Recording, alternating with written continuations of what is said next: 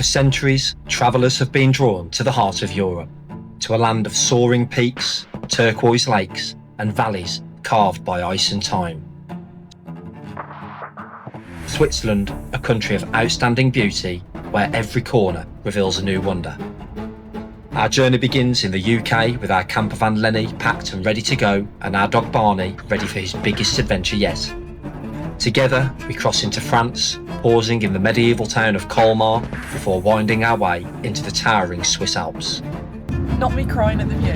Like. Over 10 days, we hike the trails of Lauterbrunnen and Wengen, stand beneath the thunder of the Staubbach Falls, row across the glacial waters of Oeschinen Lake, and even brave a swim in its icy depths. We wander through alpine villages like Mürren and Grindelwald, climb to the summit of Aare Gorge, and discover hidden park-ups on the shores of Lake Brienz. This is more than a road trip, it's the story of chasing waterfalls, climbing mountains, and finding freedom on the open road. So join us as we experience it all, living life on the road and discovering the wild beauty of Switzerland.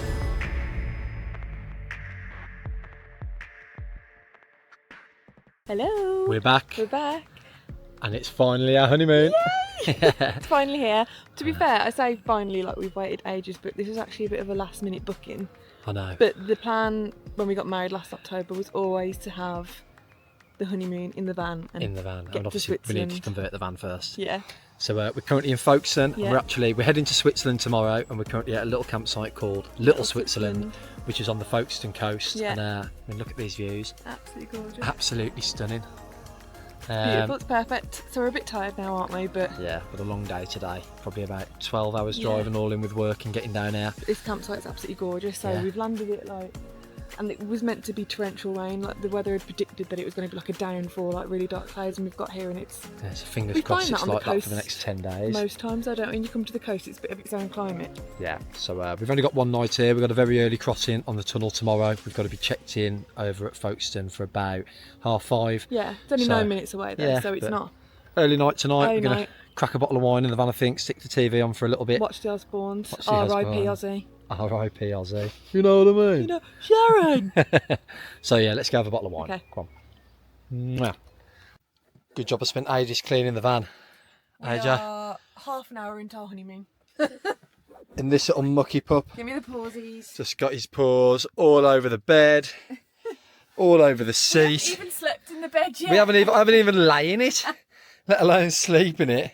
Oh, Barney. he's okay. You can't be mad at him. That's it. He has been cooped up in He's the so good. van for about 5 hours, so we'll let you off, mate. And it's normally your mucky paws that get Hello. everywhere. Oh yeah.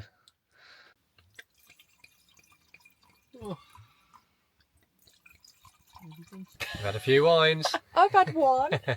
I was just looking at him, making sure that we're not going to get like banned for nudity. I know I've got my pants on.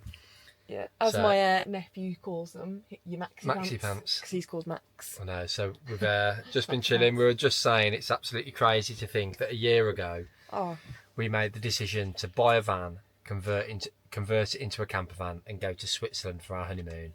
well, it was And we are even like a currently on it. pipeline dream then. Do you know what I mean? I Like know. when we were talking about it, it didn't feel like it was. It didn't feel like it was something that we could actually know. do. Still doesn't feel real now, really. No.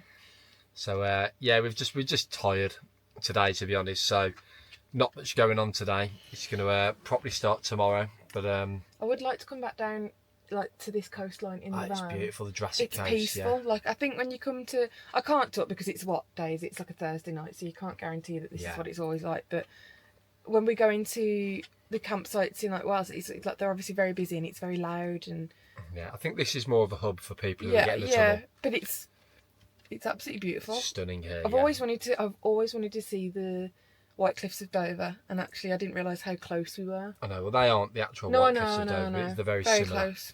Same coastline. So yeah, so it is now, what's the time? 8:30. So we're going to get an early night shortly because we've got an alarm set for 4 a.m.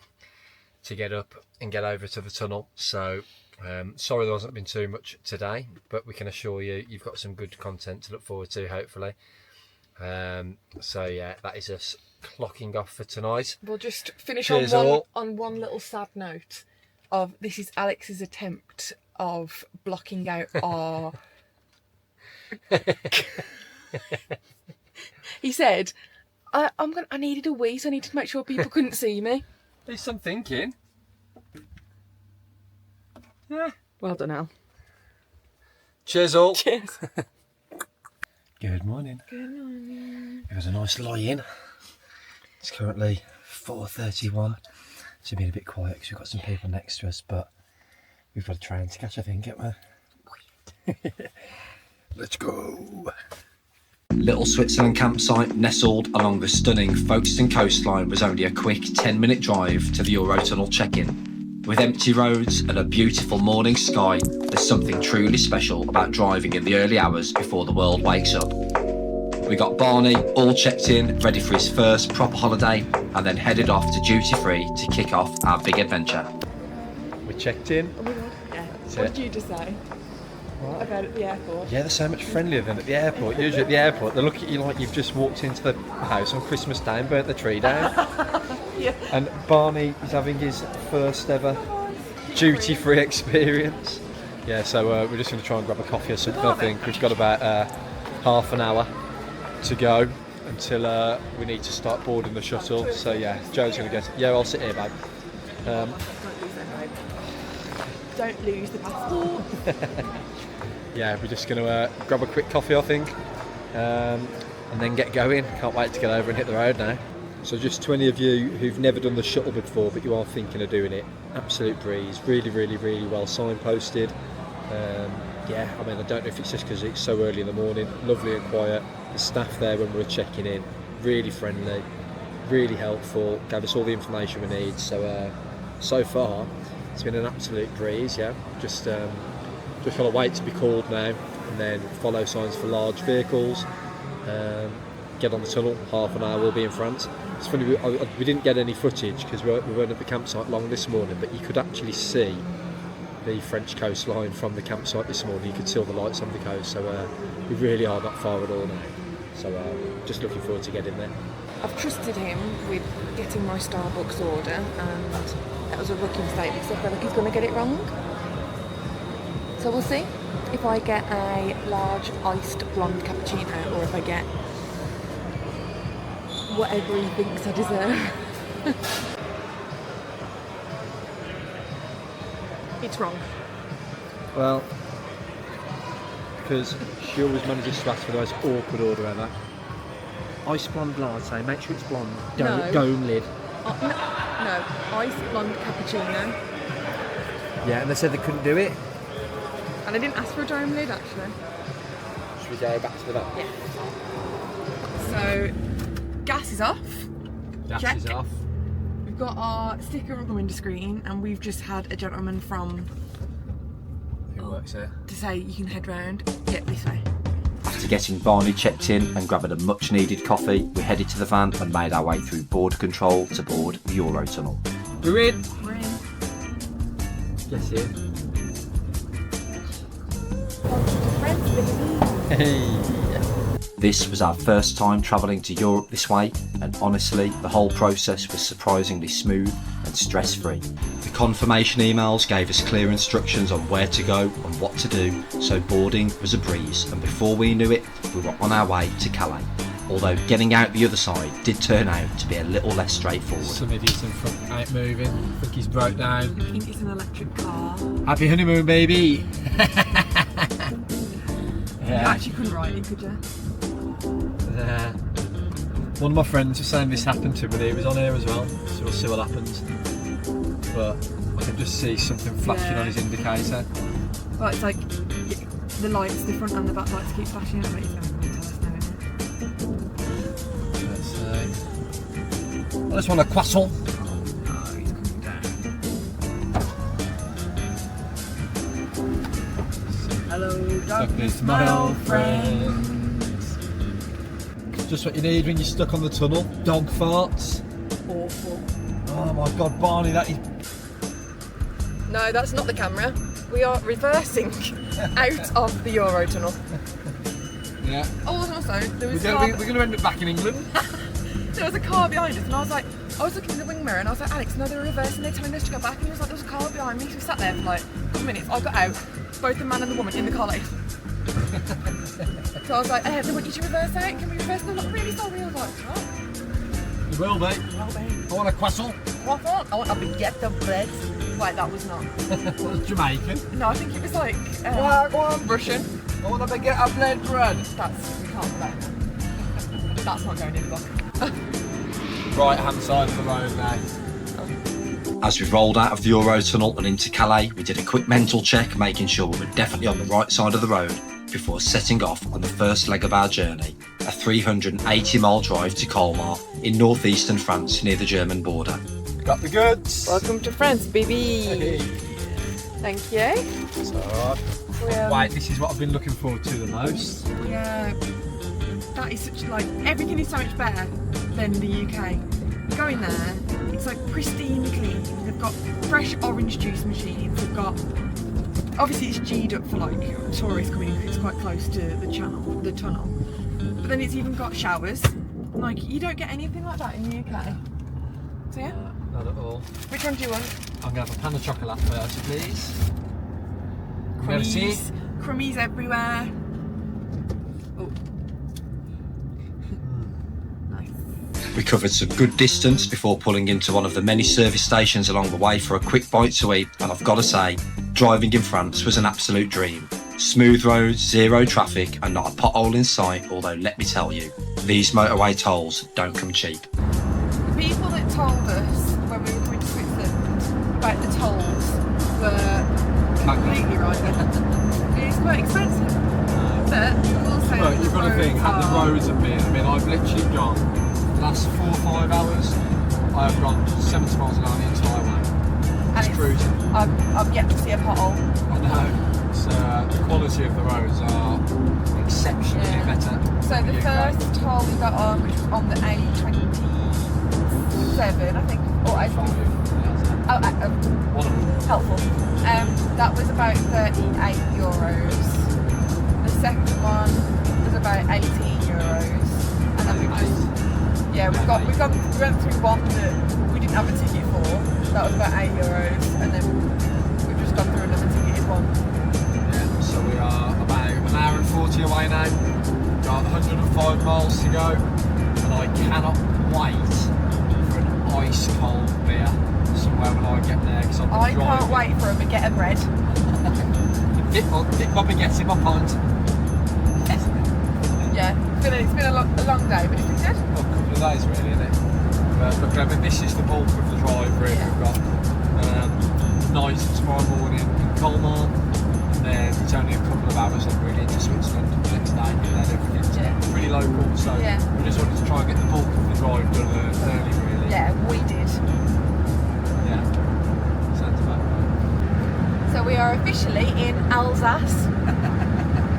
You don't want to be in my ass after them stuffing balls.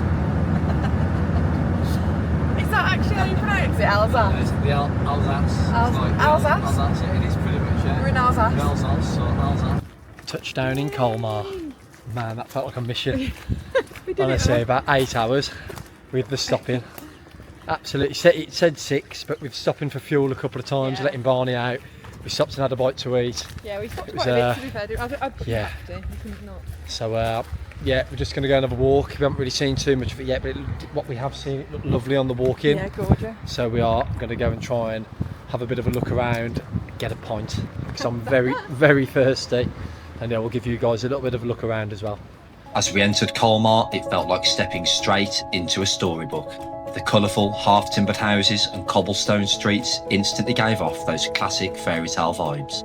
It's no wonder this town was the inspiration for the village scenes in the famous film Beauty and the Beast. Everywhere we looked, there were wildflowers spilling from windows and charming little details that made it feel truly magical.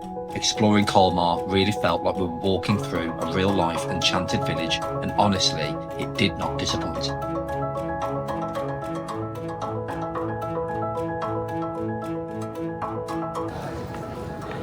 It's beautiful there. Amazing. The buildings. I know, it's incredible. Yeah. It's like Beauty and the Beast, isn't it? It is, with all the shutters. Yeah. But you can. Yeah, so we're just on our way into the centre. This is the centre. This is the centre. Leave me alone, I'm tired.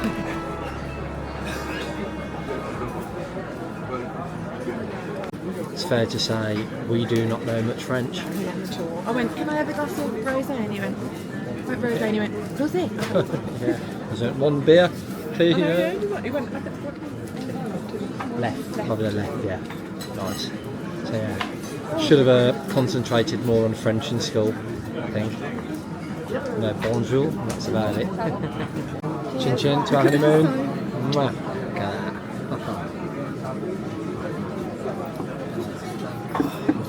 We're just sat having a drink and it is thundering, which is giving proper Beauty and the Beast vibes. On the Beast. You're the beauty.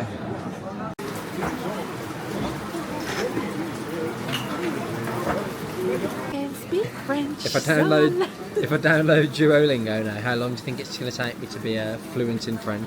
15 years. Because everyone's being really nice and we're just like, hello, bonjour. Voulez-vous coucher avec moi? Yeah, Moulin Rouge, I know that. Isn't that That's in the bedroom, isn't it? Yeah, get me back to that van. If the camper van's rocking, don't come. After a quick drink in a beautiful bar right in the town square, we braved the rain and headed to a stunning independent wine shop to pick up a few bottles for our stay in Switzerland. Alsace is famous for its unique style of wine that really sets it apart from other French regions. Unlike many places, Alsace focuses mainly on white wines, known for being incredibly aromatic, fresh and full of character. With our wine stash secured, we made our way back to the van and hit the road to find the perfect spot to park up for the night. We've got a wet boy. Oh dear. Oh dearie me. Whatever are we gonna do? Good boy. There we go. Right, just been to a park up that we had that was in the woods, but the We've water's learnt our lesson pinging hard. off our roof bad. We went to the New Forest Yeah. and we thought it'd be really nice to park underneath loads of trees, and the woman said, Don't park rain. underneath trees in the rain because it sounds like an echo chamber in the van. It's like Chinese water torture, and that's exactly what happened there. So we're off to another park up, 8 minutes away. I've parked for night, so it's got nice, you can get fresh water and stuff like that there as well. So if you want to have a shower in the morning, when I shower in the back. So Yeah. see how we get on. We're going to get some food on because I am starving. Hank. So we're fed and watered. Fed and watered. Fed and watered. So we just thought I'd show you the park up tonight. We've got the van here. And yeah, we've got the whole place to ourselves, haven't we? Yeah. So I'll just show you now where we are, but it's absolutely amazing. We did have somewhere else originally that we like the look of in a bit of a woodland, but just the weather's been crap. It was quite nice early when we were sat having a drink, but you know, it's you don't really want rain, do you? Let's face it. So it's died off a little bit now, and I think we are meant to have a little bit more rain overnight, but we've, as I say, got this whole place to ourselves. And wait till you see this little spot here that's on this kind of woodland area. It's unbelievable. So I'm not too sure what this is, but you've got all of these little pools here, then just around here you've got this like cave. You've got another sort of pool here. It's obviously not for swimming in, I think it's just decorative. But then there's this here, which, look at that. So we're not sure what it is. It's all in French. Obviously a bit of a religious sort of memorial site, I'm guessing. But there's people who obviously come and light the candles. Oh, some lights have just come on as I'm here. It's amazing. But yeah, in here it's like a bit of a memorial site. Absolutely beautiful. There's all your candles in there for €1. So yeah, park for night. It's the first time we've really properly used it, to be honest. We generally go on campsites, that kind of thing, but we did say to ourselves as we've come over, we wanted to try and do a little bit more off-grid. We do have a campsite booked when we're in Interlaken, but that is it. So we're going to be trying to use part for night. But yeah, this place is lovely and quiet. You can hear the birds chirping over the rain, that is. But yeah, we'll hopefully have a good night's sleep here. We've got our little shower set up, ready for in the morning. So we'll have a nice cold shower, no doubt, because the sun isn't out.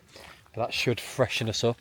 and get us ready for, we've got about a 2-hour drive then, 2.5 hour drive. I think we might head into Lucerne in Switzerland just to check that out, because we've been doing quite a lot of research online and everyone says it's worth a look. And then we're going to get our way down into Interlaken, and that'll be our base for the next 5 days. So yeah, we're just going to chill out now. We've had some food, we had some fajitas, nice easy dinner, because we've been on the road today. Obviously we were about 8 hours driving, we're tired, so yeah, just going to get an early night and then hit the road again tomorrow.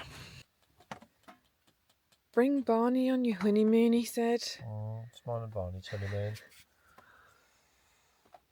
Oh, he's had enough. He's had enough. He bribed him. Lasted, he bribed him with treats, you see. It wasn't real. It's good while it lasted, mate. No, I'm like censoring you. High five. Right, we're going to bed. I'm tired. Well, we survived our night in the woods. It's lovely, Don't know if I'm wasn't going it? to survive this. We slept like absolute logs, and we are now about to have a shower. Should be warm, that should. Barney, you stay there.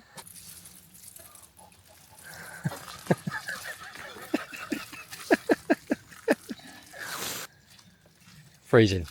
It's not warm.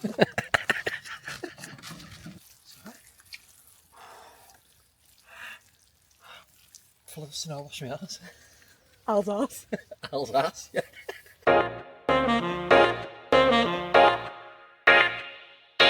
After a quick shower, and more importantly, a scrub down of Alsace, we whipped up some breakfast to fuel ourselves for another big day. Then it was back on the road, heading into Colmar once again, this time to finally get our first glimpse of this stunning town without the torrential rain we battled through last night. So we're back in Colmar, We're back at our park up. Hunt for this market. Yeah, so we're on our way to a market now that is supposedly one of the best markets in the entire of France. So we're going to have a bit of a look around there, see if we can pick up some nice local produce. And then it's time to hit the road again and make our way into Switzerland, possibly. Where are you going? Where are you going? Possibly Lucerne first, Yeah. we're going to see, and then we're going to make our way down into Interlaken. But just look at this place. I mean, this isn't even the old town here, but it's just absolutely beautiful, so well kept. So we'll yeah, hopefully be able to give you a bit of a better look around today, considering it's not like the end of the world. It is ever so slightly raining, but it's about 15-16 degrees, so it's perfect really for this kind of stuff. So yeah, we'll give you a good look around now. Colmar is often called the Little Venice of France thanks to its beautiful canals that wind through its old town. It's one of the best preserved medieval towns in Europe, with colourful half-timbered houses that date back to the 14th century. Remarkably, Colmar escaped major damage during the Second World War, which is why it still looks so authentic today. In winter, its Christmas markets are said to be amongst some of the most magical in the entire of France. As we wandered through this picture-perfect town in search of the famous market, my poor sat-nav skills led us to the wrong one at first. Alex thinks we've come to the wrong market. Yeah.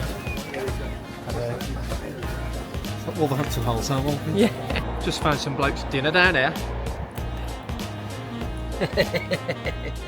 But after a bit of extra exploring, we finally found it, and it was absolutely worth the trek. So we found the market, and there's no dogs allowed, so we're going to quickly go in one at a time and have a look. Do you want to get you anything? Or are you going to have a look? I'll get myself something. Okay, right, let's go have a look. I'm going to mute down. Okay.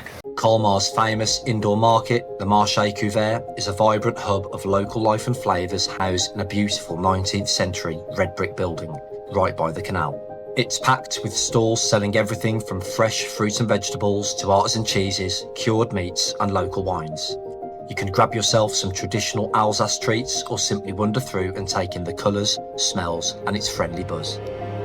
It's the perfect place to get a taste of authentic Colmar and the ideal location for stocking up on some quality produce for the coming days. Oh figlia, vieni qua. Le dà Aurelio, Alessio.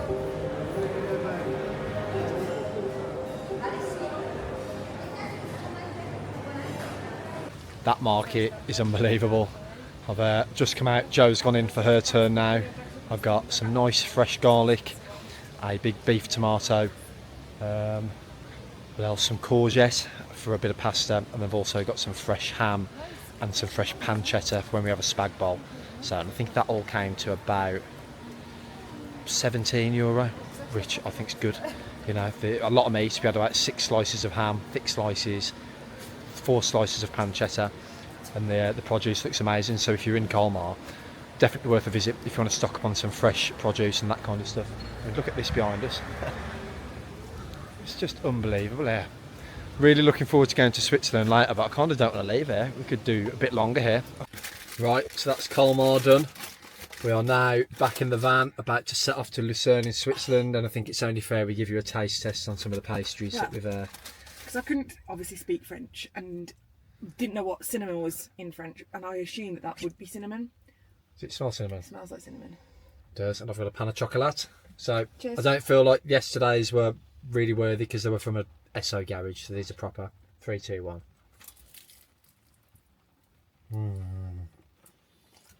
Wow. Good dog. Can you try it? No, they do it right. That's nice. Right, Lucerne. See you shortly. After a morning soaking in the beauty of Colmar, we hit the road for our 100-mile journey to Lucerne, Switzerland. Crossing the border at Basel, where there were absolutely 0 checks. May or we may not be in Switzerland. Yeah, we're not too sure.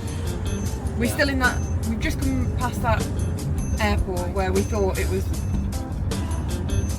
We were finally making our way along the famous Swiss roads. A few hours and countless tunnels later, we rolled into the very rainy Lucerne, ready to see what this picturesque city had to offer, rain or shine.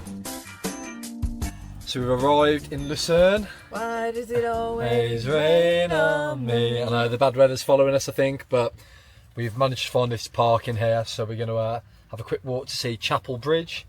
It's all we really wanted to see here, to be honest. We'd have probably tried to spend a bit longer if the weather was good. Yeah.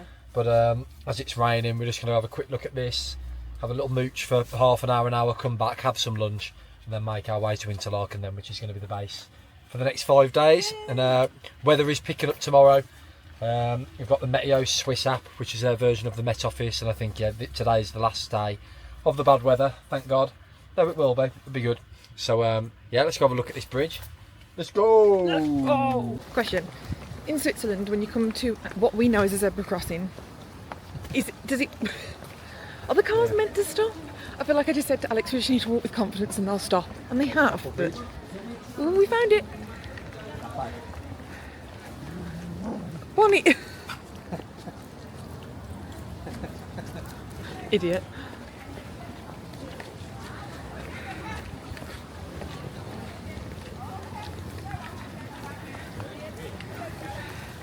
Do you think? Raining. Lucerne is a picture-perfect city on the shores of Lake Lucerne, framed by snow-capped mountains. Even in the rain, it felt like stepping straight into a postcard with its mix of medieval charm and breathtaking natural scenery. Its most iconic landmark is the Chapel Bridge, a stunning wooden footbridge dating back to the 14th century. As the oldest surviving truss bridge in Europe, it's lined with vibrant flowers in summer and filled with painted panels inside that tell stories of Lucerne's past. It's not just a way to cross the river, it's a walk through history.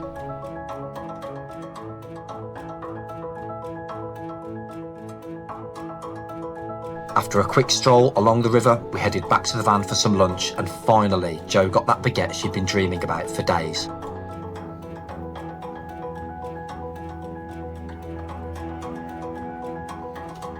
With full stomachs, we hit the road once again, bound for the scenic Brunig Pass and its winding roads through the Swiss Alps. And let me tell you, this drive was truly something very, very special.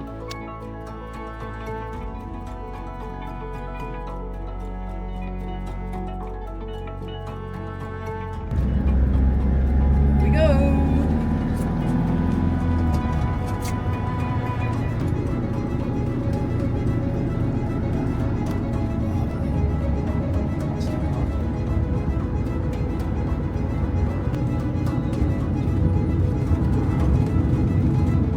Not me crying at the view, like. Oh my God. Oh, no, I couldn't be me cycling up there. That is the best view I've ever seen, that was. That was the best view I've ever seen. Just best view I've ever seen anywhere. Unbelievable! This is unbelievable! I never want to go home.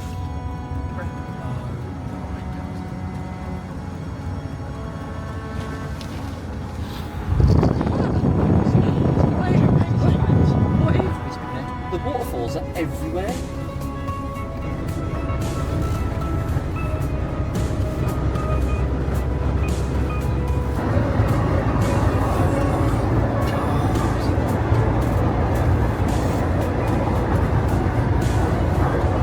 It's literally like one of the best.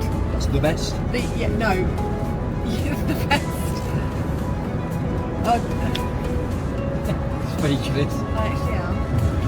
I I actually can't can't believe put the into views words. I'm experiencing. I can't believe the two different versions of Switzerland we've had in the last 2 hours. From Basel to this. Like, it's actually like irrescribable. Undescribable. Undescribable. Good English. I couldn't believe it. Like you're going up and you see all these beautiful valleys and everything, and then you get to the top, and then like going down the other side was just like. Insane. Alex is tired now. Tired again. It's another day of driving Lots for of him, bless driving. him. Well, totally worth just that. Unbelievable. I just hope it's like come across. Like it's never gonna be. It's never because we've watched the videos of that, and like you think it looks beautiful, and then you see it in person, and it's like.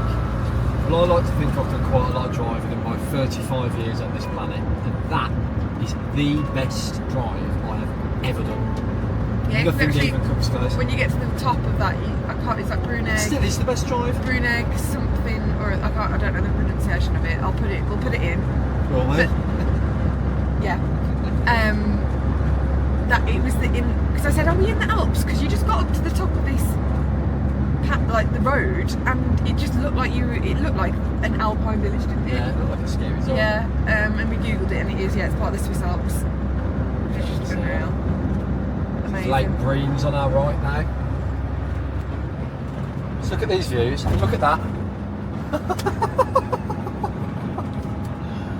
Oh my god. The water doesn't look real.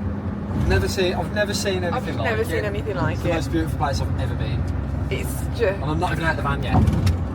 After an incredible drive through the Bruneg Pass, we finally rolled into Interlaken and headed to Unterseen to check in at our campsite, Camping Lazy Rancho, our base for the next 5 days. We were welcomed with genuine warmth. If you need any information on excursions or hikes, just come and ask. Incredible. We've got a What little do you bit of an think, itinerary, Ross? but we'll probably need a little bit of Wow. advice. We've got a lot to try and cram in. Thank you so much. We were then shown to our pitch, which came with breathtaking views overlooking the Jungfrau region and the surrounding mountains, and after all the miles, all the planning and all the anticipation, we were finally here.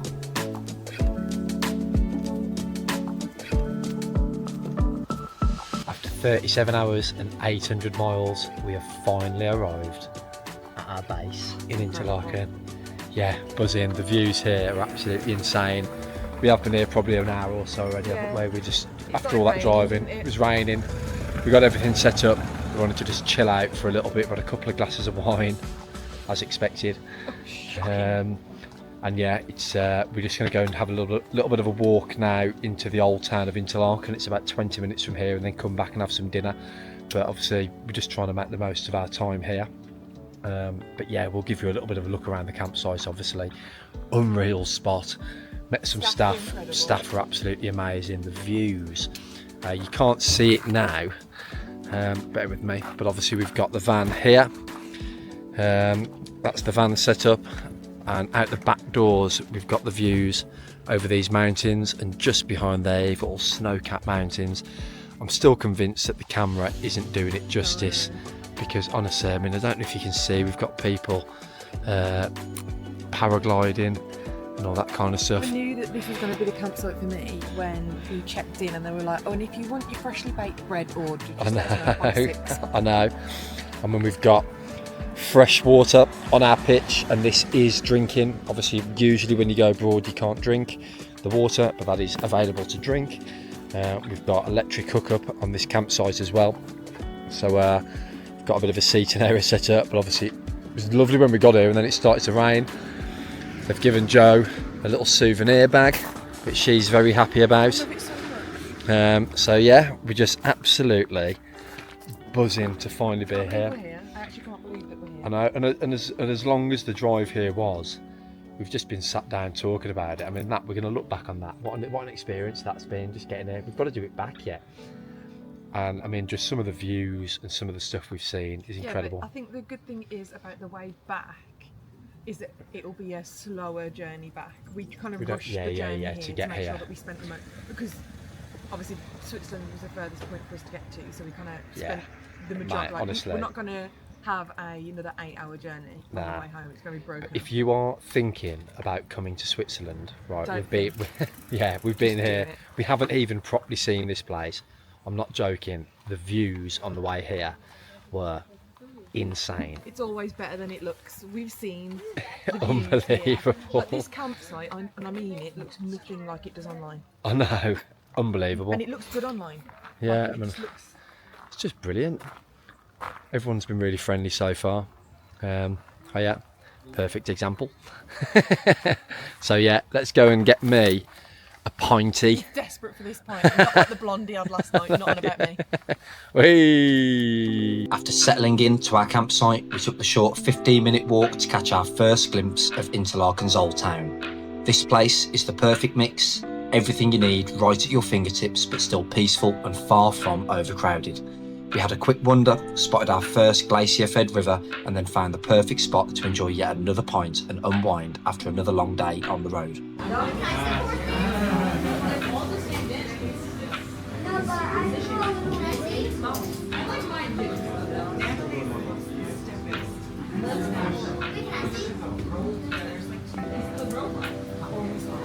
So we've just been discussing our itinerary.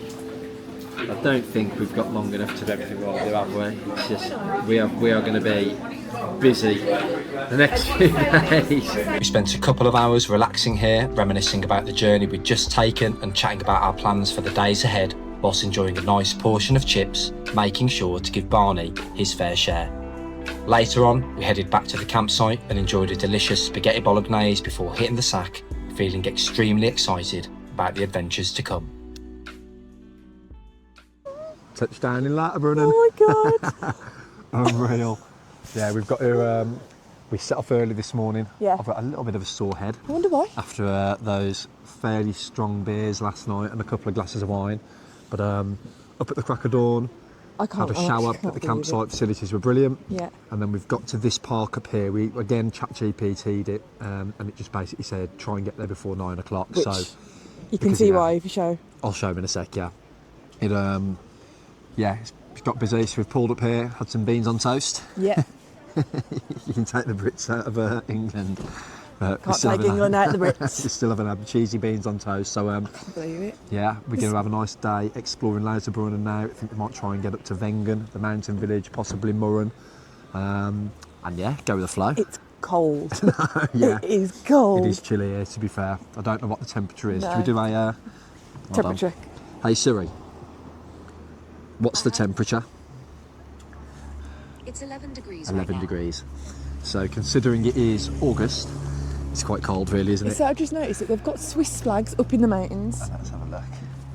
Can you see it up by the waterfall? Oh yeah. If you can see. Oh. Yeah. Insane.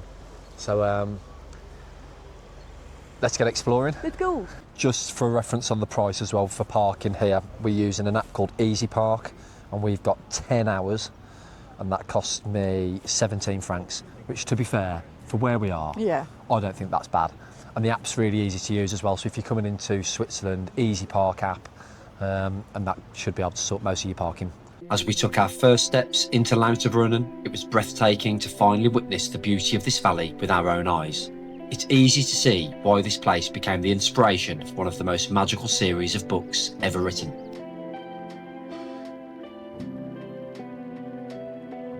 So if you're not familiar with Lauterbrunnen, this is locally known as the Valley of the Waterfalls, and it has 72 waterfalls in this one valley alone. And apparently in 1911 J.R. Tolkien walked through here, and it was this place that was his inspiration for all of the Oh Lord of yeah, the you Rings did films. tell me that the other day. So I've been looking forward to come here because I'm quite a big Lord of the Rings and the Hobbit fan. So and there's one waterfall. I think it's called Staubbach Falls. That's the biggest one. That one. I'm not too sure. I think it might be, yeah. But what a place. Unreal. Alex has just realised that that There's one waterfall. Oh, you say? is the one that you can walk behind, apparently. Yeah. I was going to say I should have brought my own map, but I have. Oh, you have in my bag as usual.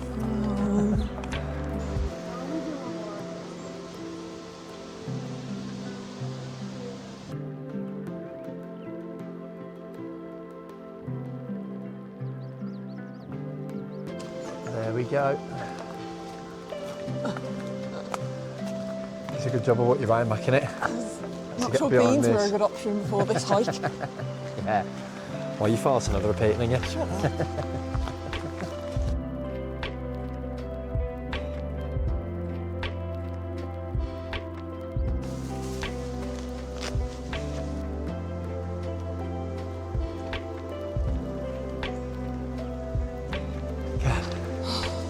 This should help sweat out those German beers I was having last night, babe.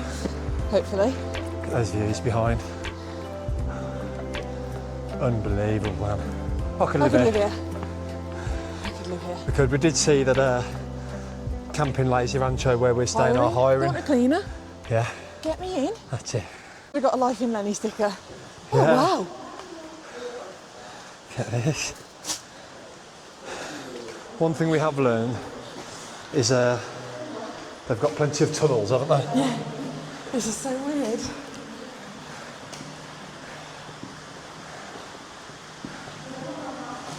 It's given me like a little bit of a vertigo feeling being here. I think everything's so high. Oh my Look at gosh. this. Got a drink balance. Water already trickling down. Wow. Put the rain max on. Sorry, it's because I haven't got my glasses on, so I can't. If you haven't already realised, my wife is blind as a bat. Yeah, I was opening the wrong shoe. The whole bar? Is she? Have you got something in your mouth? Yeah. I was opening the wrong shoe. There you go. That's so. Give me my hand. God, women. It was a good job we'd both packed our rain macs as we could already feel the spray in the air from the Staubbach Falls up ahead. Barney, however, wasn't too keen on the metal grate stairs, so Joe gave him a lift through the stunning cave system carved into the mountain. What awaited us at the top was nothing short of spectacular. How beautiful is this? Unreal.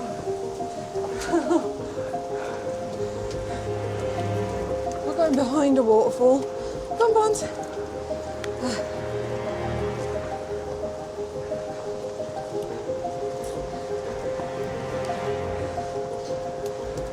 Bonnie, right there. Wow.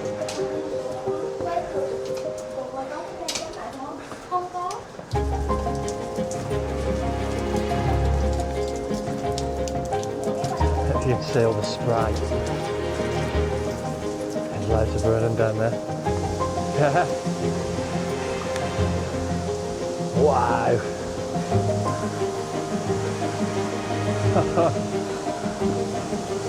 Officially behind the We waterfall. are underneath the waterfall here, that is amazing. Look at that. The snow-capped mountain behind, if you can see. Wow. Incredible. What do you think, Barnes? This just doesn't feel real life.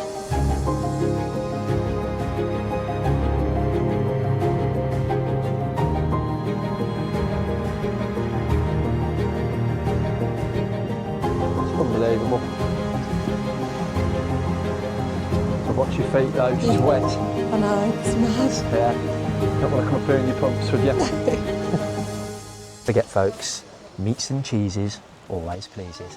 The wise words of our Bob.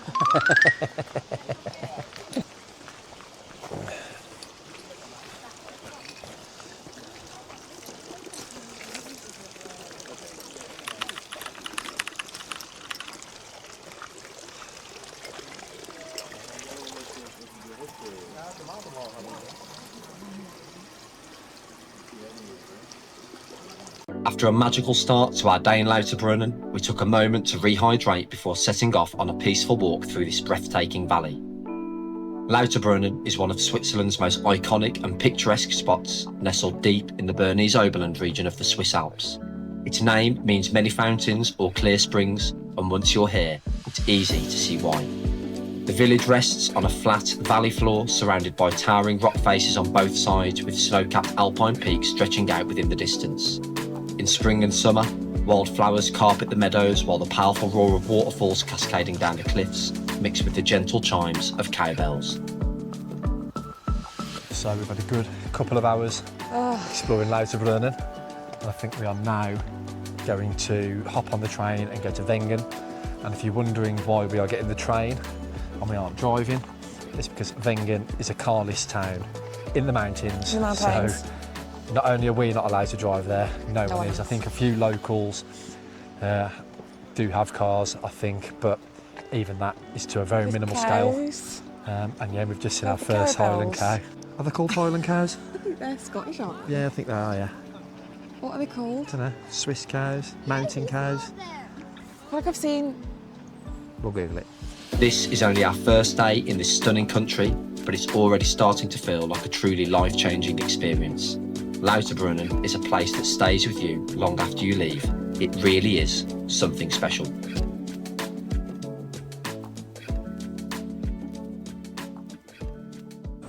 One thing I will say is if you are planning on coming to Lauterbrunnen, get here early. Yes. Because we managed to have a really nice walk around. We obviously went behind the waterfall. It was lovely and quiet. I mean, there's people literally queuing down the mountain now for that waterfall. And as you can see, the high street here is a lot busier than it was at 8:30 this morning. The car park that we stayed on is totally full now. Look, you can rent bikes here as well. But yeah, just I'd get here as early as possible if you want to get the best experience. A short stroll down the main high street takes you straight to Lauterbrunnen train station, one of the key transport hubs for the entire Jungfrau region. After grabbing our tickets for just over 7 Swiss francs, Tickets! Go, go, go. we headed to the platform, ready to board our first cogwheel mountain train of this adventure to Wengen. As we continue to take in the stunning views of Lauterbrunnen Valley and journey through a series of tunnels, anticipation grew. We could not wait to explore what this charming mountain town had in store. Touchdown in Wengen. It's cold. That train journey was incredible. Yeah. Views. I can't believe you can go Really, even higher. really hope this camera's going to do it justice. It's been absolute. That was just, not too sure whether Barney was too fond of it. First train he's ever been on. Looking at? Just like mad. What are you looking at? Some view. Wow. Like, it makes that waterfall that we were just at look so small. Can't even see this peak behind the tree. Just try and get over.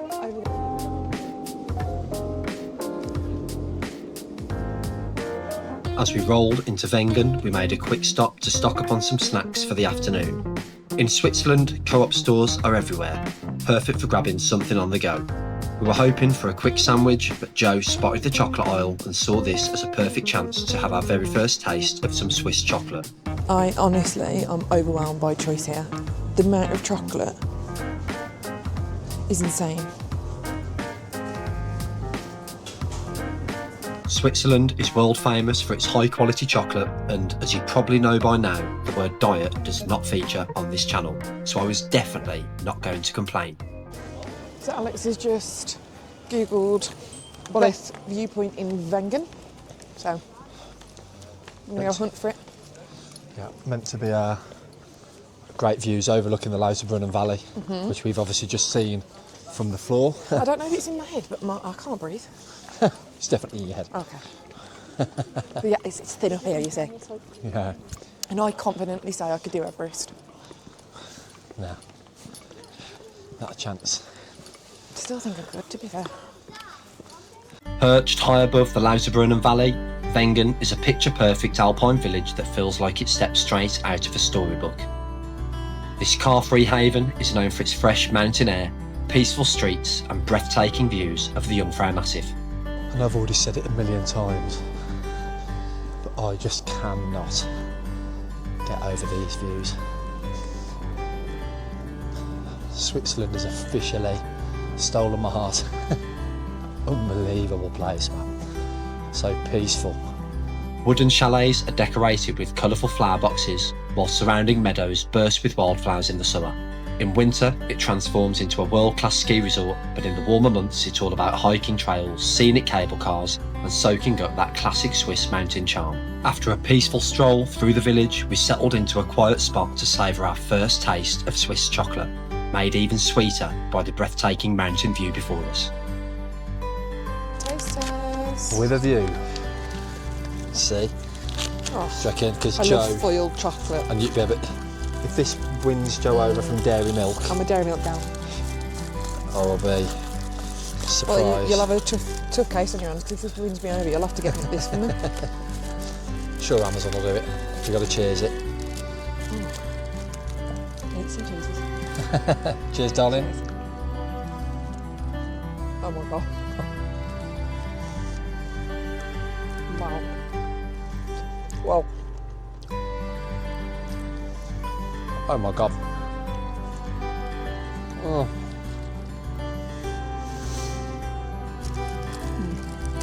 And what a place to try it. That is unbelievable. After a couple of hours exploring Wengen, we made our way back to the train station for our journey back down to Lauterbrunnen. And if we thought the views on the way up were impressive, the ride down was something else entirely.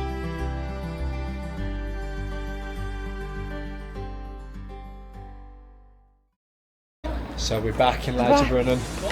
Got some fresh bread from a bakery in Wengen. We didn't get any footage because Joe was looking through some of the stuff on the camera when I went in. Oh yeah. All that. Oh, it smells unreal. Need it. We're going to go back to the van. Barney definitely needs a lie down. He's exhausted.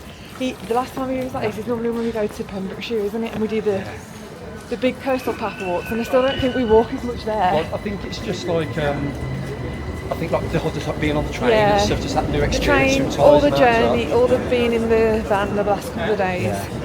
He's zonked. He's zonked. So yeah, ham and tomato sandwich, Yay. crisps, can of pop. And then we go on. I know, we've got a few ideas of what we want to do next. We've got to make our mind up. There's too much that we want to do and not enough time. No.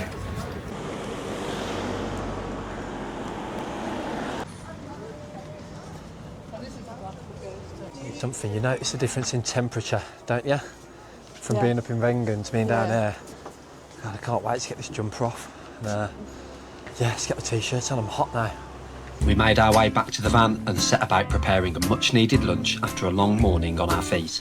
The fresh bread from Swiss bakeries was something we'd come to treasure throughout our entire visit, and paired with the succulent ham and ripe beef tomatoes we picked up from Colmar market a few days earlier, it made for the perfect filling.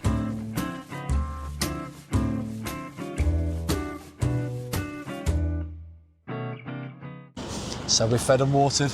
And tired. Barney's had a little nap. So Barney hates us. I know. He did not want to come out of that van then. No. He was absolutely fast asleep, making all sorts of sounds in his sleep. Yeah. So we are now on our way to a cable car station, getting our first cable car into the mountains. We did a tiny little cable car when we were in New York, and it went from New York to Staten Island, and it was genuinely like a 5-minute ride. Me and him were clinging onto the wall. It wasn't even that high. Going like this the whole time.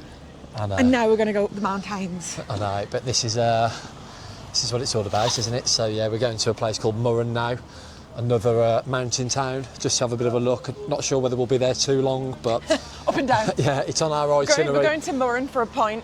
Yeah, well, no, probably. We've got to be back. I think we've got parking until about 6 o'clock. It's currently about 2 o'clock, so we have got some time to kill. And that car park's absolutely jam-packed now. We kind of want to make the most There's a of. queue, of people waiting to get on. Yeah. And it's just like, do we really want to drive somewhere else, to do something else, with the risk that that's also going to be like this? Everyone's going to be busy now. You need to get places early, so yeah, let's go and get this cable car and let them go. Let's go get this cable car and do some more exploring. I forgot my phone, and I sent Alex to go get it because I couldn't be bothered to go back, so he's not a happy bunny. Knight in shining armour. What did you do with that, mate? Plonker. Thank you. Well, we've just been to the cable car place. It's absolutely rammed. Which is fine, but Yeah. we would have needed to have done it We've just got a bit earlier. of a time limit. It's going to take about 20 minutes to get up there. Then we have to get on a 20-minute train, so we'll probably have to wait around. That was only a 4 minute. It's only 4 minutes on that cable car, but it's with the queuing. We just don't know how long it's going to be. And as much as I do want to do, we have got 3 other days here that we could possibly do it. Look, first if we thing change one our of the minds. days. So I think we've decided we're going to have a pint. So let's go find somewhere for a nice cold one because we've earned it. We say that every day. We've earned it. I could have been laying in bed all day scrolling through my phone. Earned it. I've earned it. We found a cosy spot on the high street to enjoy an ice cold drink whilst watching the Swiss world go by before hitting the road towards Lake Brienz in search of a park up where we could unwind for an hour or so. However, our sat-nav had other ideas. It's like... Where's he going? Oh, we're on the wrong side of the road, Alex. Sorry.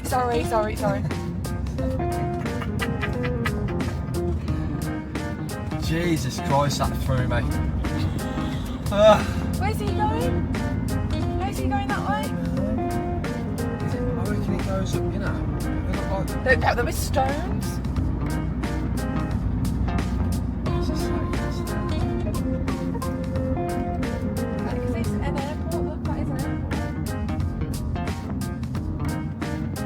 Interlaken sits perfectly between Lake Brienz and Lake Thun, and it literally means between the lakes. So when it comes to scenic lakeside park-ups, you truly are spoiled for choice. Wait until you see this for a park-up. We're absolutely shattered, so we're going to sit here now and enjoy a nice cup of coffee. This is insane. So there was a place just down the road on Park for Night, but that was full. So we just stumbled across this place. We're just going to take a look at the lake here. It's absolutely insane. Look at this. Never seen anything like it. Guy doing his yoga over there, but wow. Never seen a lake with water that colour before. It's incredible. It's absolutely beautiful. We do also have a 2-person inflatable kayak in the van, but it's about 4:30 in the afternoon now and we're tired, so I think we'll save that for another day. But what a spot this would be to get that out for the first time. Wow. Today had really taken it out of us, so we settled down in the van with a nice cup of coffee, enjoying the breathtaking views from our bed overlooking the stunning Lake Brienz. What do you think then, babe? 10 out of 10. Olivia. Got a nice coffee on the go. Yeah, just taking in the views because I'm just speechless at these views. I know we've got wild blueberries down there. Should we get some and have them in our porridge in the morning? Yeah. Go on then. You can do it. It's not happening, is it? Should pick them and they're just rot in the fridge. Yeah, because in my head I'm like, oh, they could be like poisonous. Blueberries. Yeah, no, but they could be. Someone could have sprayed like fentanyl on them. Yeah, so just go and buy them from the shop that have been sprayed in pesticides instead. That's what I'm used to. We love a pesticide. I love the poison I'm used to. So yeah, we're just going to have half an hour here now. Barney's absolutely exhausted. But yeah, just going to have half an hour and then head back to the site. I think we're only about 5-10 minutes from the campsite here. So but yeah, what a parker. Brilliant. By this point, we were both completely exhausted, so we took the scenic drive through Interlaken back to our campsite, Camping Lazy Rancho, so we could start preparing dinner to wind down for the evening. We opted for something simple, pasta with courgettes that we'd picked up in Colmar, seasoned with traditional Italian herbs that my parents had brought back from their recent trip to Italy. With our bellies full, we relaxed with a few rounds of cards before hitting the hay, ready for another big day tomorrow.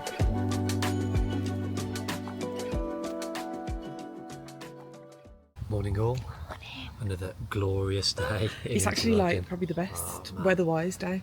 Unbelievable. Woke up to just incredible views of I'm so tired. the young fry behind us again. So we've just tidied everything up and today we're going to Grindelwald. I'm excited for this one. So let's go. This is going to be amazing. It is. Come on, Bonnie. Up you go. If there's one thing we've learnt since arriving in Switzerland, it's that driving here is unlike anywhere else we've ever experienced. Every journey reveals jaw-dropping views and breathtaking scenery, and it really does never get old. As we made our way into Grindelwald, we were once again greeted by the most incredible landscapes, with our morning park-up offering yet another unforgettable view.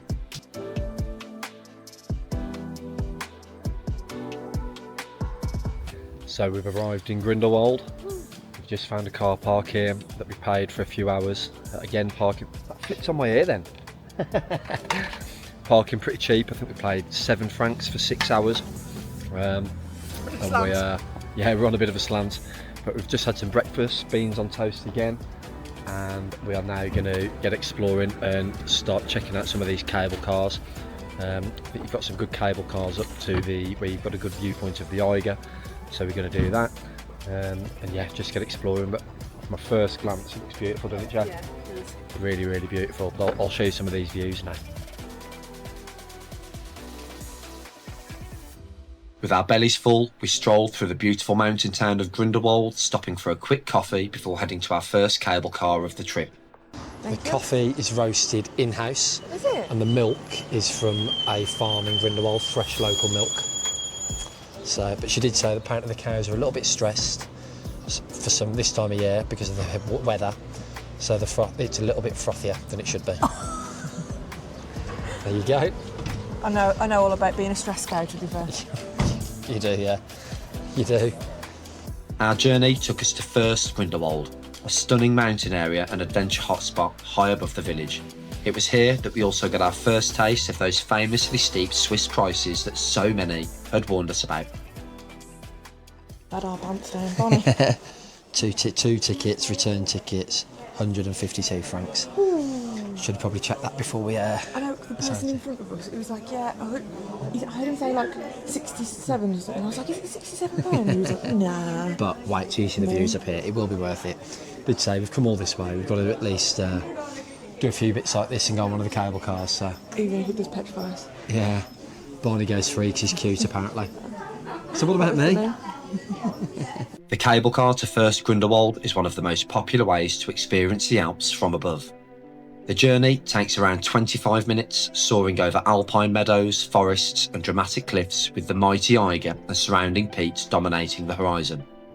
As much as I'd been looking forward to it, this was also the moment that I realised I might just have a fear of heights, much to Joe's amusement. Joe was right. Didn't like it. Didn't like the Staten Island ferry, the Staten Island one in New York that was 5 minutes long and tiny. I don't know who's enjoying it less, Barney or you. I know, bless him. It's been alright though. Good experience in it, mate. Eh? But with every passing minute, the views only became more breathtaking, offering a bird's eye perspective of Grindelwald and the valley far below. We made it. Right, warning. If you're not a massive fan of heights, That's not true, because I'm not a massive fan of heights and I am okay with them. I think it's the actual mode of transport. It's the...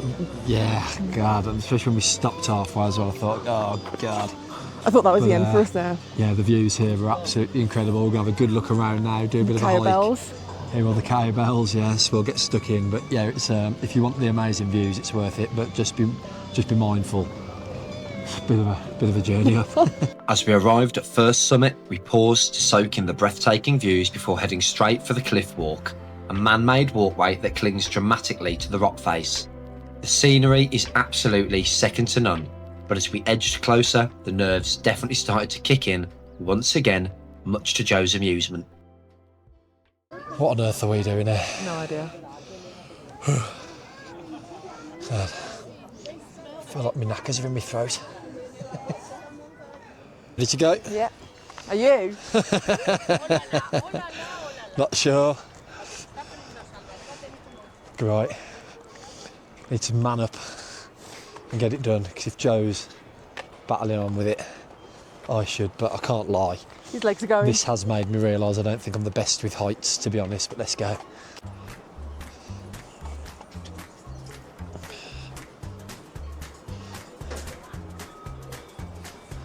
Oh my God. Oh my God.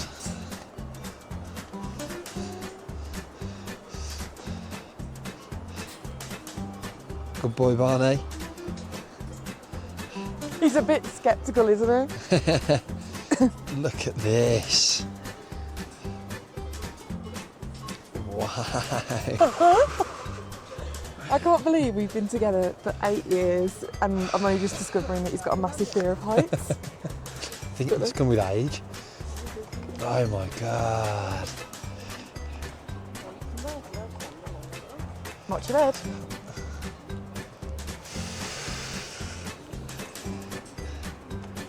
Oh my God.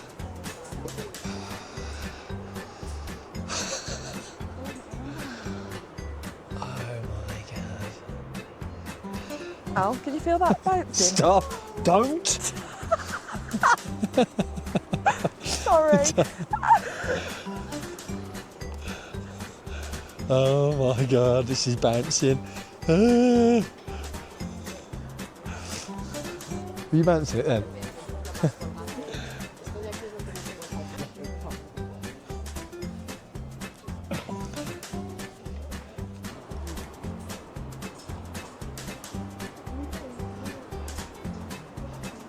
Oh, actually, I should have known that you were scared of heights because you couldn't even cross Carrick-a-Reed Rope Bridge in Ireland, did you?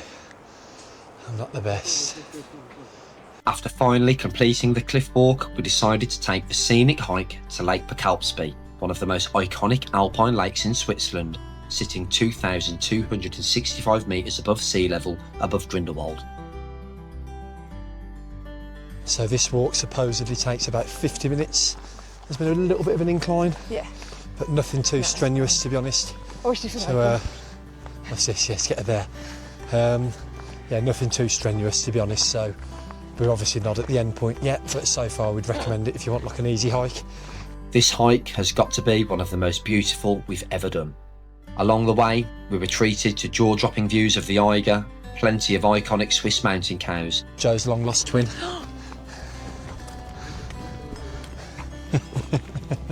I'm offended. Your long-lost Swiss relative. And meadows bursting with wildflowers. The trail itself was fairly gentle, which meant we could really slow down, take it all in, and enjoy every moment. After a fairly relaxed walk, we arrived at the stunning alpine lake waiting for us at the end.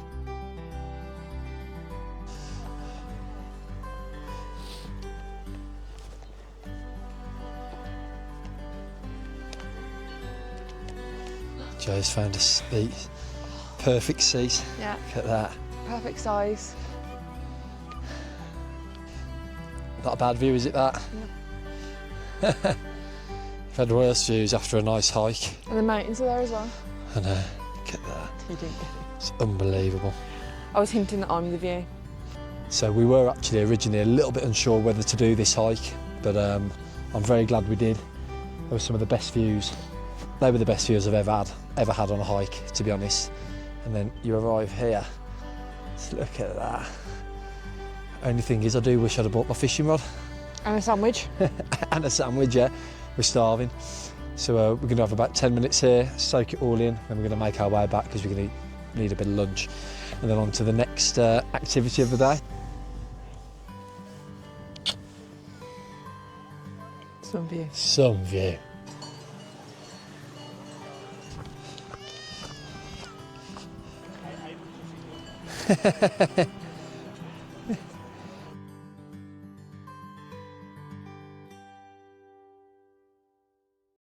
So these here are the mountain toilets, and that is where you wash your hands. Unbelievable. Can't believe we've actually seen a glacier. That's just unbelievable, isn't it? This whole trip has just felt like we've been living in the Discovery Channel. I know. To be honest. It's not real, is it? I know. Never thought I'd get to experience this, so it's just, yeah, trying to take everything in, aren't we? Yeah. Brilliant. After relaxing by the lake and soaking in the views, we began our journey back down the trail, which, if anything, offered even more incredible scenery. We couldn't resist stopping for a few photos along the way, and to our surprise, we even spotted an eagle soaring high above us. By the time we reached the bottom, a much needed refreshment was definitely in order. So one large beer and small beer was 12 francs, which I don't actually think is too bad considering where we are, although Joe isn't too happy. Wanted a handle. That's it. Can't even please her hair. Have mine then. Slancha. Tastes better. Buddy. Good boy.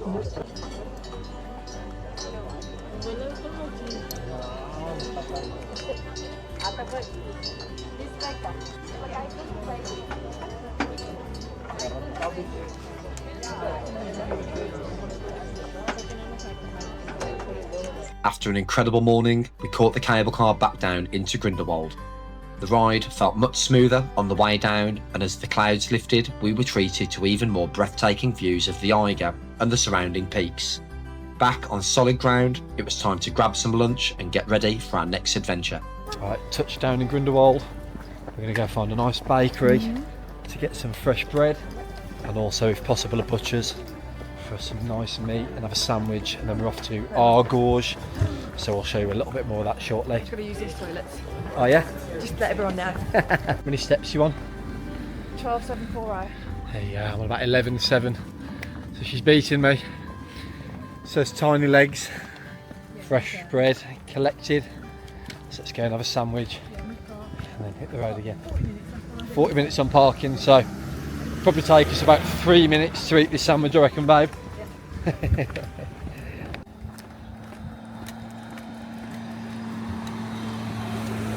Oh, I'm knackered. That was some drive, but we didn't have the camera on us. Like, we drove past Needed that to many charge. waterfalls. Unbelievable. We'll and try and get some on the way lakes. back. Oh my god, it's absolutely unreal. Like, it's Yeah. actually unreal. So we've just found this car park here right next to the River Aire, and we are about to go to the Aare Gorge, or the Aare Gorge, I don't know how you pronounce it, No one of the idea. two. It's A-A-R-E.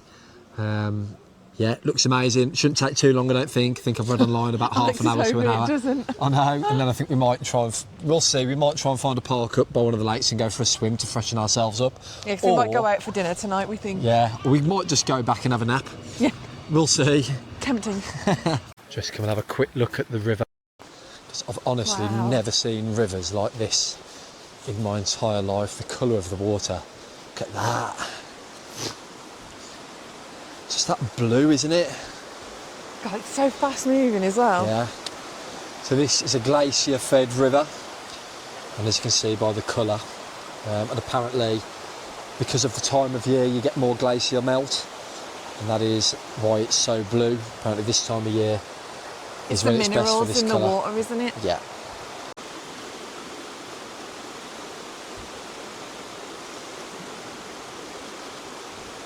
Not going in. Get me a rubber dinghy. I think that'd be cold. Yeah. Yeah, that'd be cold. That would certainly wake us up, babe. And maybe we should do it then. We followed the river on a short walk from our park up to the entrance of the Aare Gorge. This was something we had both been quite excited to see ever since we discovered it online before our road trip. And whilst many attractions in Switzerland can be quite pricey, this one is very budget friendly and absolutely worth the visit. We're in. 24 francs for too me, bad. Alex and Barney. So far, everyone's gone on about That how lady. expensive this place is. Yeah. I don't think it's been too bad. It hasn't been ridiculous, no. No. I think Part- because so many people had, like, we had very high expectations of the price of things, didn't we? So, I but mean, I like, think that's maybe people coming from somewhere other than the UK where it is ridiculous. quite expensive. Yeah, so far, I mean, like, Barney, the most expensive thing we've done was the cable car earlier. But even was that was, expensive. but it was worth it. That was worth it, but it was expensive. Yeah. But when you look at what you're doing though, and like Yeah. where you're going, and all the, if you think of like what it must cost to run those cable cars, we didn't wait.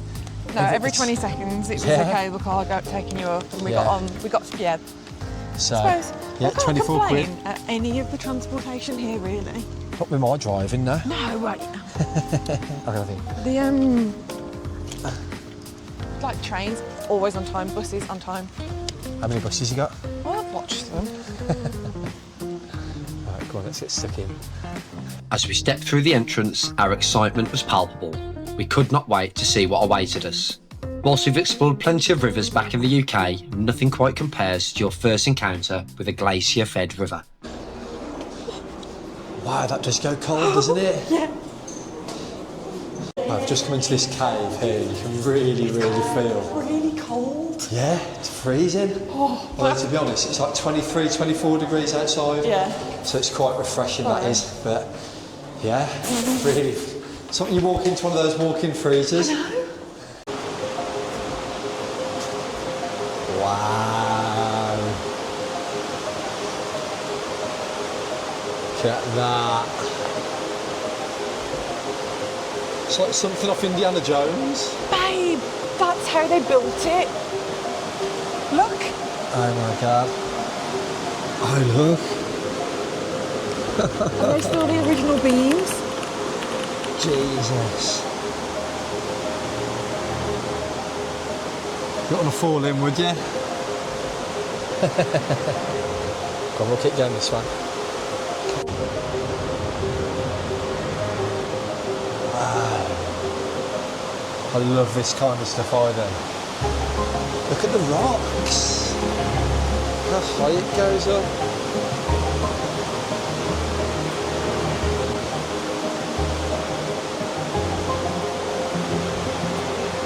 So if you watch one of our recent videos, you'll see we went to the Aberglassing Pass in Snowdon in Wales, which is a bit of a gorge walk. But this is better than Aberglassing Pass, isn't it? Yeah. Wow, look at I that. hope they can hear us and it's not too loud. As we continued through this stunning cave-like passage, the beauty of it all truly took our breath away. The Aare Gorge is a remarkable natural wonder carved by the Aare River over thousands of years. This narrow, winding canyon cuts through solid limestone cliffs with dramatic walls rising up to 50 metres above the rushing turquoise water below. It was formed during the last ice age when glacial meltwater slowly carved its way through the rock, creating the spectacular gorge we see today. On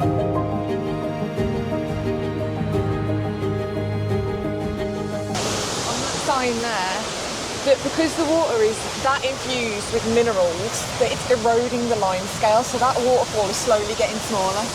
No way. Because the water's that enriched. Just looks incredible, doesn't it, the water?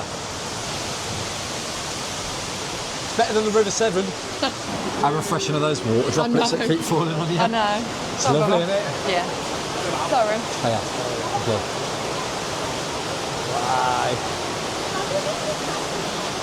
Wow. That's fell in there. We continued along the walkway, soaking in the incredible surroundings of the gorge. And just when we thought the experience couldn't get any better, we were met with one of the most unexpected surprises we have ever encountered in our entire lives.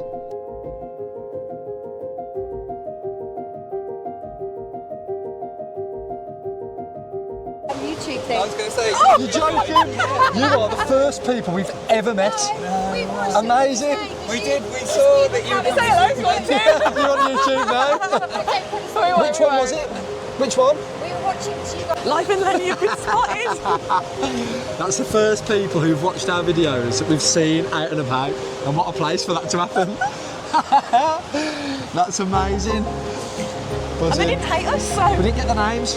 Yeah, If you're watching, put your names in the comments. That's and hope you had a amazing. fabulous trip. Yeah. Hope you went to They were Lauterbrunnen. lovely. Yeah, go to Lauterbrunnen. Yeah. Amazing.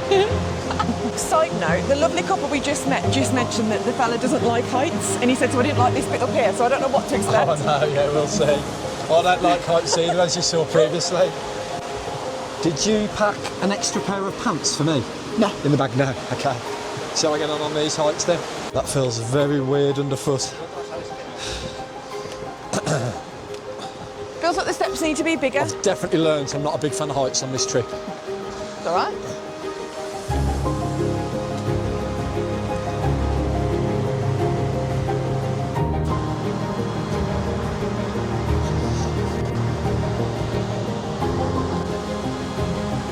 Sun view. Man. What a place. Unbelievable experience. Are you barking at that statue? Get him on the... That's that. That was insane. Unbelievable. Yeah, definitely recommend that. If you God, come to look at that Switzerland. for a view when you're coming out. Insane, man. Just never want to leave. No, no. Never want to leave. Wow, oh my god. After an incredible day, we made our way back to the van and took the stunning drive back to our campsite, Camping Lazy Rancho. As we drove, waterfalls tumbled down the cliffs around us like something straight out of a fantasy film. We have always dreamt of experiencing Switzerland, but doing it in our little home on wheels feels absolutely magical, a true dream come true. Already, this is shaping up to be the trip of a lifetime. Once back at the campsite, we headed to the outdoor swimming pool for a refreshing dip with the snow-capped Jungfrau glistening in the sun behind us. By now, it was official. Switzerland has stolen our hearts and we never want to leave.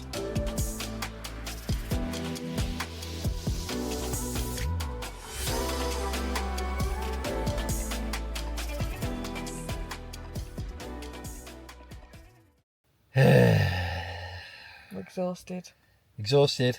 I mean, this is I'm not how you moaning know though. we're tired.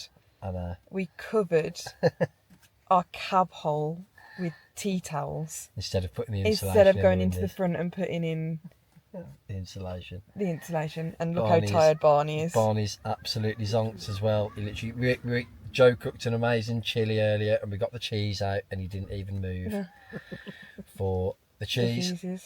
So we are just chilling out now. We were going to go and have a walk into Interlaken like we have the last few nights. The blisters on my feet were like, not a chance. So we're just planning our trip for tomorrow. We've got another early start, busy day ahead. Just figuring out what trains and cable cars we need to get. Oh, you're getting the cable car again. Cable car again tomorrow. Hopefully this one doesn't cost 140 It's something not pounds. 36 francs return. I've been checking. And just using Park for Night to try and find some parking because it's a little bit more difficult when you've got your van. But yeah, I mean we've been going to bed. We haven't been waking up once, and our alarm goes off in the morning, and it is like we're peeling ourselves off the mattress, aren't we? I know, and like we kind of use the excuse that the campsite doesn't let you drive off until 7 a.m. We're like, oh well, we couldn't possibly get out of bed before and be ready for 7 a.m. because we can't drive off. Well, we have a 50-minute drive tomorrow to where we need to be, so we need to be out by 7. If you want to get a parking space. Right, well, On that note, see you in the morning. yeah, see you in the morning, campers. So we got crisps. I got some normal bread just for a sandwich on our hike. I've got some fresh bread because it was still warm and it's amazing.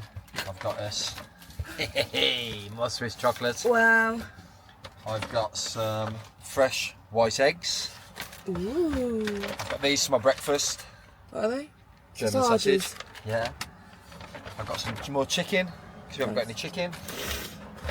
I've got ham. I got some cheese, and I got some milk. And that came to 64 francs, which isn't the cheapest, but we are a co-op on a petrol station, yeah. So. I was kind of expecting it, to be honest. And I Still am not like terrible, to be honest. Yeah. It'd be more expensive if, like, say we went out for lunch 100%. and then we went out for dinner. You're looking way more than that. Big time. It's definitely cheaper doing it this way, isn't it? Yeah. Without question. The pastries here are just next level. I'm looking forward to some sausage, bacon, eggs, because that's usually my van breakfast, isn't it? Yeah. And I haven't had it yet. Having beans on toast, but I fancy something a bit more substantial today, because I am a fat git. After stocking up the fridge, we set off through the stunning Swiss roads towards the mountain town of Kandersteg, the gateway to today's adventure at Lake Oeschinen. Once we arrived at our park-up, we treated ourselves to a much-needed fry-up, the perfect fuel for a day hiking and soaking in some truly jaw-dropping alpine views. So we are fed and watered yet again, and we're now leaving the car park. We're going to go make our way to the cable car station. Yeah. You can walk from here. It's about a 2-hour walk. I was personally up for it, but I think Joe's and Barney's legs are a little bit sore because when we get to the top of the cable car, you have still then got another 500 metre. Yeah, he was like, hike. to be fair, we could do it. It's an hour and 50. I didn't even let him finish the sentence. I was like, no. I know. So the cable cars are quite good experiences. So Yeah. we're going to walk there now, get the cable car up to the lake, have a bit of an explore, There's another 500 metre hike up, as I said, to get the views of the lake from above. Just going to have a walk round, have a dip. We've got our swimming shorts and our bikinis. I reckon Joe's got the shorts and I've got my bikini. I reckon that the hike option was just a cop-out for not wanting to get on another cable car. Possibly, yeah. Who knows? So yeah, let's go and I want to try and find somewhere to fill up my water because I'm running low, and these fountains are honestly better than Evian. They're incredible. Right. We made the short walk from our park up to the cable car station, crossing yet another glacier stream, passing picture-perfect Swiss chalets and following the snow-capped mountains ahead as we picked up our tickets for the first leg of our journey. We've just got our tickets. It was 40 francs a head, so 80 francs in total, and then another 8 francs for the dog. It did say online it was 36 francs when I looked earlier, so it must have just recently gone up in price or Oh, it was right here, like we that, could have gone for this. I know, it's still not as expensive as what we did yesterday. I think when you see the views up here, you'll see that it is worth it. It's going to be incredible. There you go. Oeschinen cable car station is the gateway to the lake, carrying visitors high above the valley floor and straight into the heart of the Bernese Alps. The ride itself is an experience, gliding over alpine meadows, past traditional Swiss chalets and towards the towering peaks. In just a few minutes, the cable car brings you closer to one of Switzerland's most beautiful lakes, Oeschinen. So that we're at the top. That's quick, wasn't it? One thing I will say, it was a lot quicker and not loads cheaper. Was it? No. That other one was like 140 francs and you're on that for about 25 minutes, half an hour. That was 80 francs and you're on it about 5-10 minutes. But let's get stuck into this now, because the views, you wait till you see this. Wowzers. Wowzer. Insane. Everyone keeps taking the mix, apparently I say insane lots. He does say insane. So if you think I do, let me know in the comments, because Tell him it's I'll start insane. saying it even more.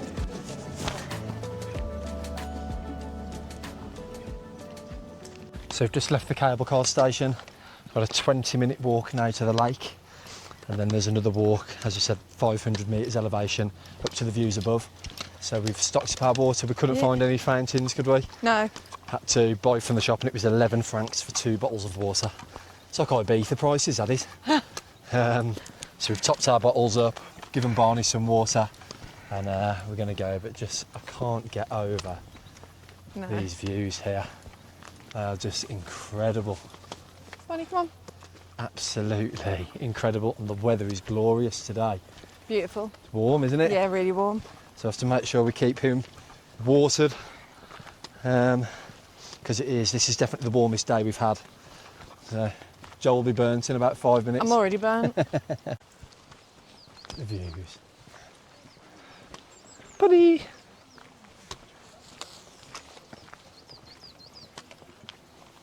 Just trying to decide whether we do the hike first and then go down to the lake, or go to the lake and then do the hike. Lager. Is that the one? Is that the hike? We'll do the hike. Or do the hike then? That seems The like Lager the viewpoint, distant 500 metres, yeah. that seems like the better way of doing it. Yeah. Cool off in the lake. Yeah, definitely. As we set off on our hike, the beauty of this place immediately began to take our breath away.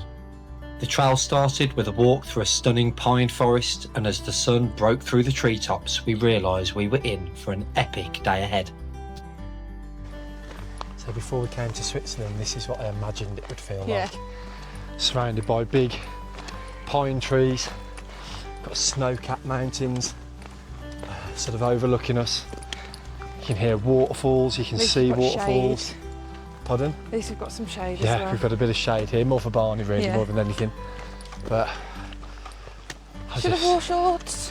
I have actually got shorts on underneath my trousers if you want to Yeah. stick them on. I'm sure they'd look great. Come on.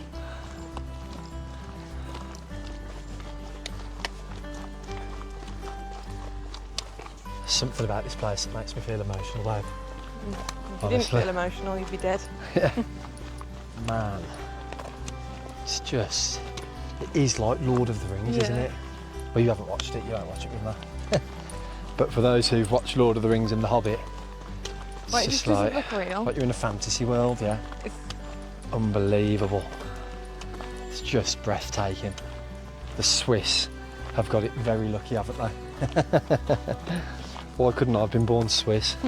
As we continued along the trail, the pine forest slowly opened up, revealing our first glimpse of the turquoise waters that Switzerland is so famous for. Our very first sighting of the beautiful Lake Oeschinen. Welcome to Lake Oeschinen. I hope the camera's doing it justice, because that is absolutely stunning. That is amazing, isn't it, babe? Yeah, incredible. Look at that.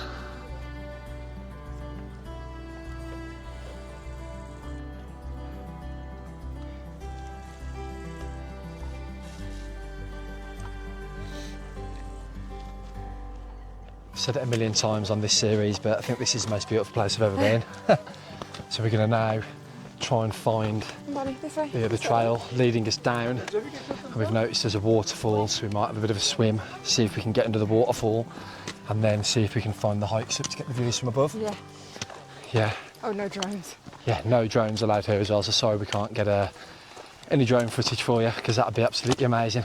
Fed by glacial streams from surrounding peaks, Oeschinen's turquoise waters are amongst the most beautiful in the Swiss Alps. It's a popular spot for swimming, rowing and even ice fishing in winter. Surrounding the water is a network of hiking trails, from gentle paths along the shore to more challenging routes that climb to panoramic viewpoints. After catching our first glimpse of this breathtaking alpine gem, we set off along one of the many trails that circle this stunning lake. So we've just been following the trail down for about half an hour. I think we've made the decision, there's a hike here that's saying an hour and 20 minutes up to a viewpoint, and we've seen online the views from above look incredible. Yeah. We do want to have a dip, but we figured we're probably going to enjoy it a bit more after this hike, aren't we? Yeah, definitely. So we had a drink of water, Barney's had another drink of water. When we get down there, we're going to fill his bottle up with some glacier water. Yeah, Makes me so happy when he's drinking that water. So, ready to go? Yeah. Do you want a stick? No. Right.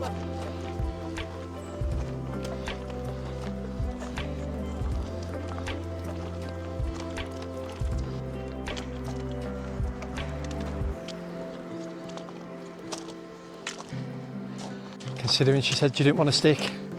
I don't really know what it's meant to do. Oh, looks good. We look like we know what we're doing, and we haven't got a clue. As we made our way further along the trail, the incline started to kick in. It tested our legs a little, but every step was worth it, knowing what was waiting for us at the top. The views along the way are some of the best views we've ever experienced. It truly felt like walking through a real-life fantasy world.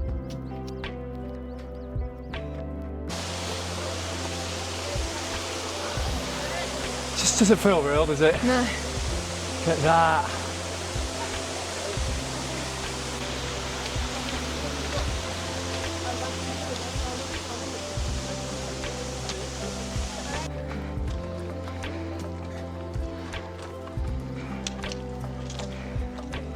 As we continued up the path, the trail opened up beneath a dramatic overhanging cliff, the perfect spot for the three of us to pause, take a breath and enjoy a well-earned refreshment. Yeah. Get some more water, mate. Hot boy. Come here. Oh. There you go. I'll get you some nice glacier water when we're at the bottom, mate. Freshest to the fresh. A bit more. Come on, Bonnie. Bonnie, keep placing it. Oh. Just can't believe what I'm looking at. It just baffles me that there's still snow when it's like feels this hot. Alex has lost the ability to point with his fingers since having that stick. See that up there? Look at that. Hold on, I've got an itch on my arse. So I'm going to cool off. Trying to catch them. Like Pokemon? Sorry. As we crossed one of the many glacier streams along the trail, we stopped to refill Barney's water bottle with crisp alpine water. It was then we discovered that Joe might just be the butterfly whisperer of Switzerland, surrounded by fluttering wings that seemed just as curious about her as she was about them.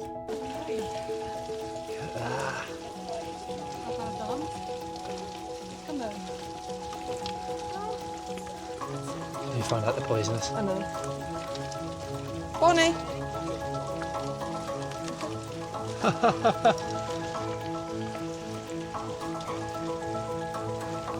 The butterfly whisperer. That's mad, isn't it?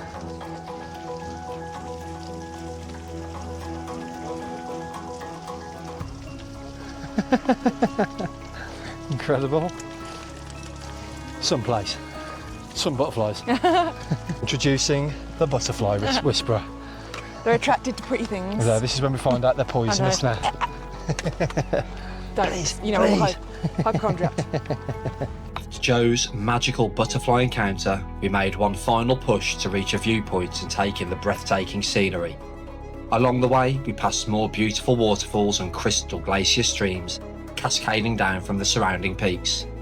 Around every corner, icy torrents rushed over rocks, trickled beneath wooden bridges and tumbled dramatically from towering cliffs, a constant reminder of the raw power of the Alps.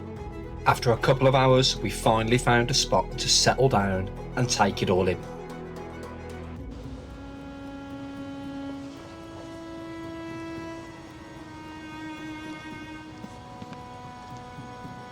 Happy honeymoon. And to you, darling.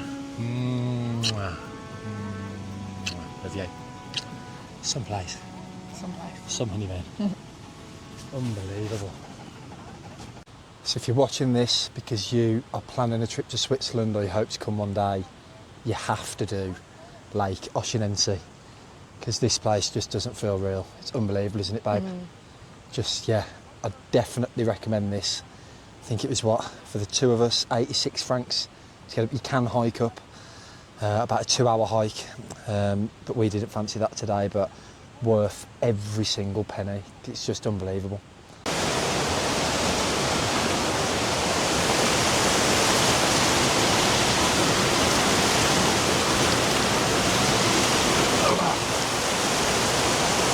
That is lovely.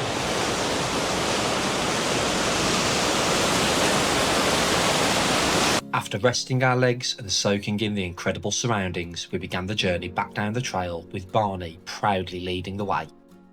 The descent was much easier and once again treated us to breathtaking alpine views. Having admired Oeschinen from above, we could not wait to reach its shores and get out onto the water. Heaven. Finally made it to the bottom. Took a while. Oh. Did you have a nice trip? Yeah, I did. I went to Lake Oeschinen. Wow. I'm glad that we've done it the way we did it. Yeah. Hiking up first, and we Yeah. can just, if we can get a boat, we'll get a boat. If we can't get a boat, Still get going straight in there. Got all Those these toilets. things here. They've got these barbecues. Look at that. Incredible. I want one of those. Bet you do. Joe, I'm the one now. So, Yeah. Sorry. Look how blue it is. Wow. We've just come across all these cows here. Amazing, and it does look as though boats are available. So we'll see if we can get in one and see how long we can have it for, and then get on the lake. Excited? Yeah. So we're just waiting for the boats here, and just next to us, you've got all these cows with the bells going. It's just absolutely incredible. And the weather today, the best weather we've had since we've been here so far, and what a day for it. Superb. You know, on a boat. Yeah. You got on there, yeah? Hello. Hello. Hi. How are you? Good. Good. Come, Bonnie. Come on, Barnes. In you come. Good. Hey. Growing experience. Yeah. Yes, thank you. Oh, Thank you very much. Okay. thank you. Bye. Thank you. That's it, Baba. Woohoo. Thank you.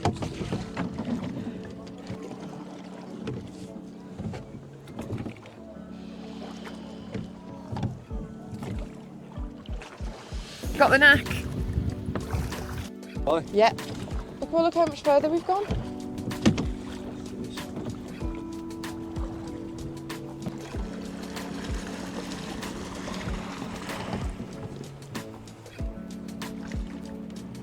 Sandwich, darling. Yes, please.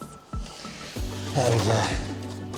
So one beauty about doing this in your van is you can save a ton of money on food. I dread to think how much they're charging for food at that restaurant there. We're drifting. Alright. Yeah.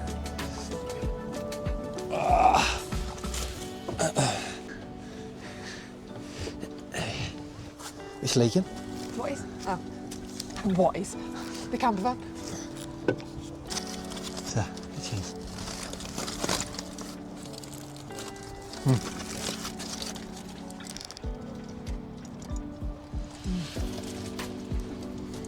Good.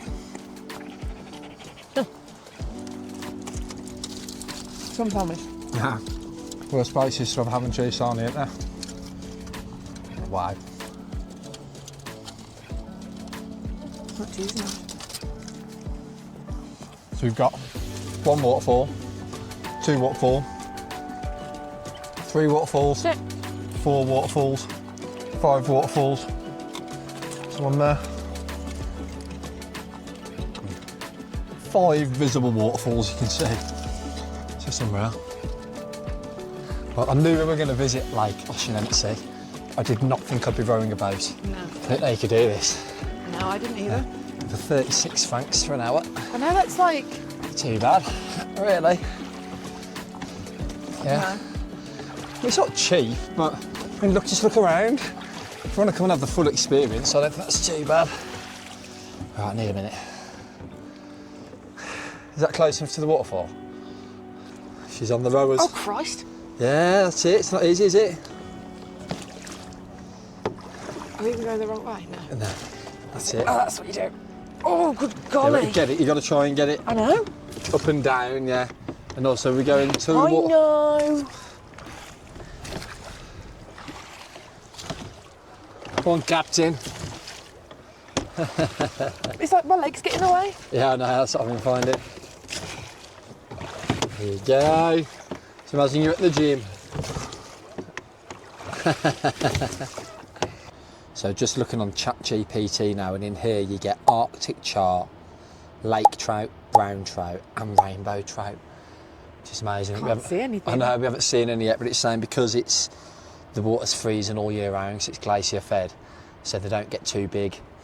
And there's not too many different species in here, but I'd love to catch a rainbow trout.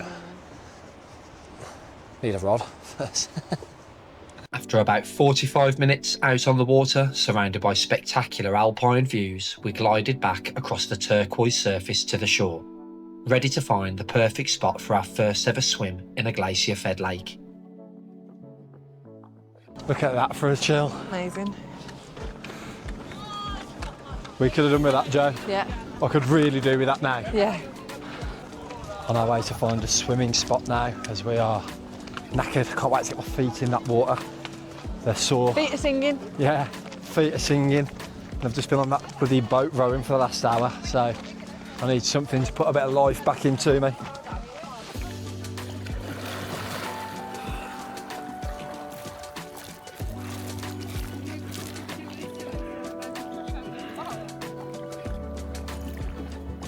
Yeah, it's cold.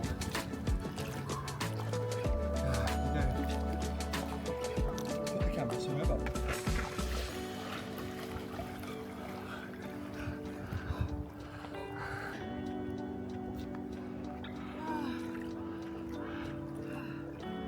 Taking a dip in Lake Oeschinen Lake is an experience like no other. The water, fed directly by glaciers high above, is crystal clear and icy cold, the kind of chill that takes your breath away the moment you dive in. But once you settle into its turquoise depths, surrounded by the towering cliffs and snow-capped peaks, the shock of the cold fades into pure exhilaration. Swimming here feels less like a simple plunge and more like stepping into another once-in-a-lifetime adventure. Wow, That was incredible. that is some way to freshen up after that hike. Feel amazing. Yeah. So- Feet are exfoliated to the nines. I with this know. rock. It's a bit sore on your feet, but Barney got cow poo on him, so he got washed off in the water as well. So we've all been baptised. we have. So this camera is now on Yeah. 3%, so we're going to turn it off and we're going to make our way back to the van and get it charged up, but we'll see you there. Yeah. And yeah, very, very refreshing and amazing.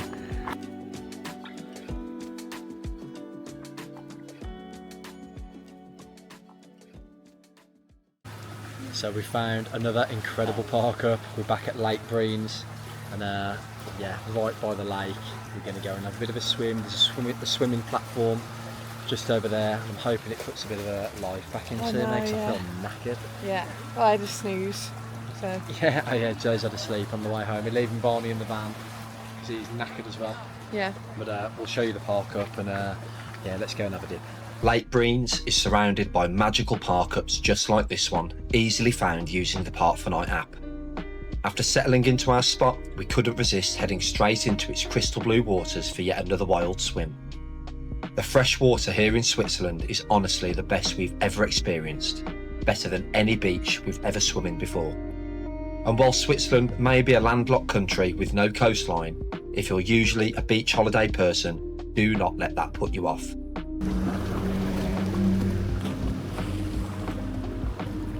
There's something truly unique about swimming in these alpine lakes, refreshing, pure and unforgettable. It was the perfect ending to yet another incredible day exploring this breathtaking country, and once again it left us feeling like we never want to leave. Joe, what do you want for dinner?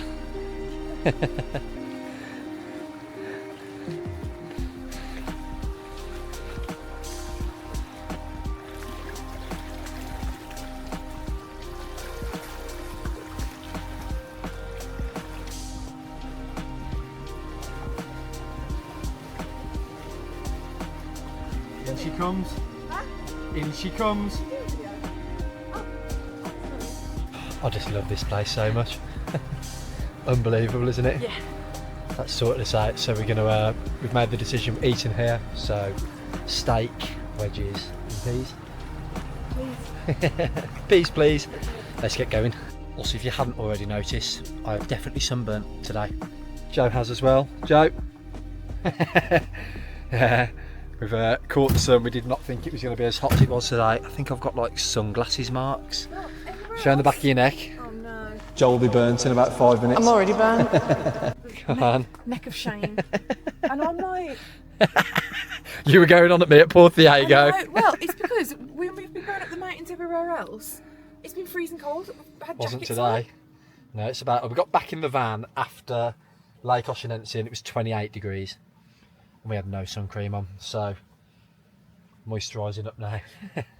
After freshening up, it was time to cook a much needed dinner. For me, this is what van life is truly about. Working up an appetite whilst exploring new places, then ending the day cooking in our little home on wheels, all while surrounded by views like this. Tonight's choice was simple but perfect. Fillet steaks with garlic and thyme wedges and a side of peas.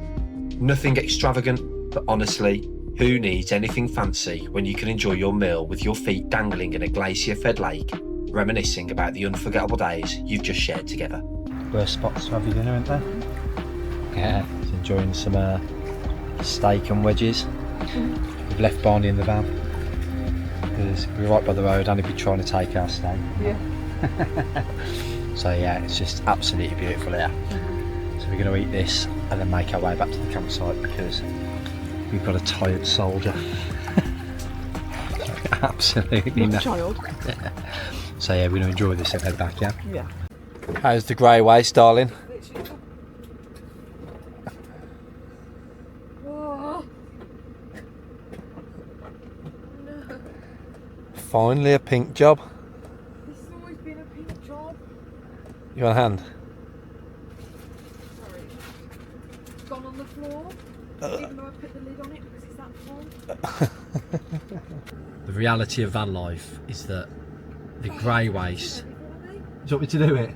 The grey waste smells worse than the toilet waste, I'm telling you. Or you're washing up from days. What? Do you want me to come do it? She's struggling.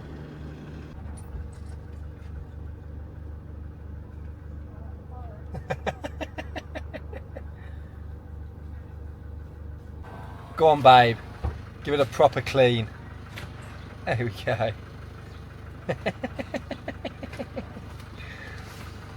She's not just a pretty face, my wife.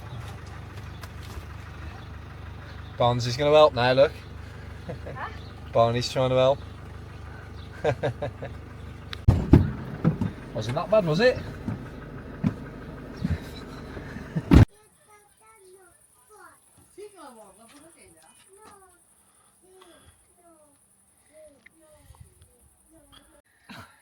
Well, it's another day.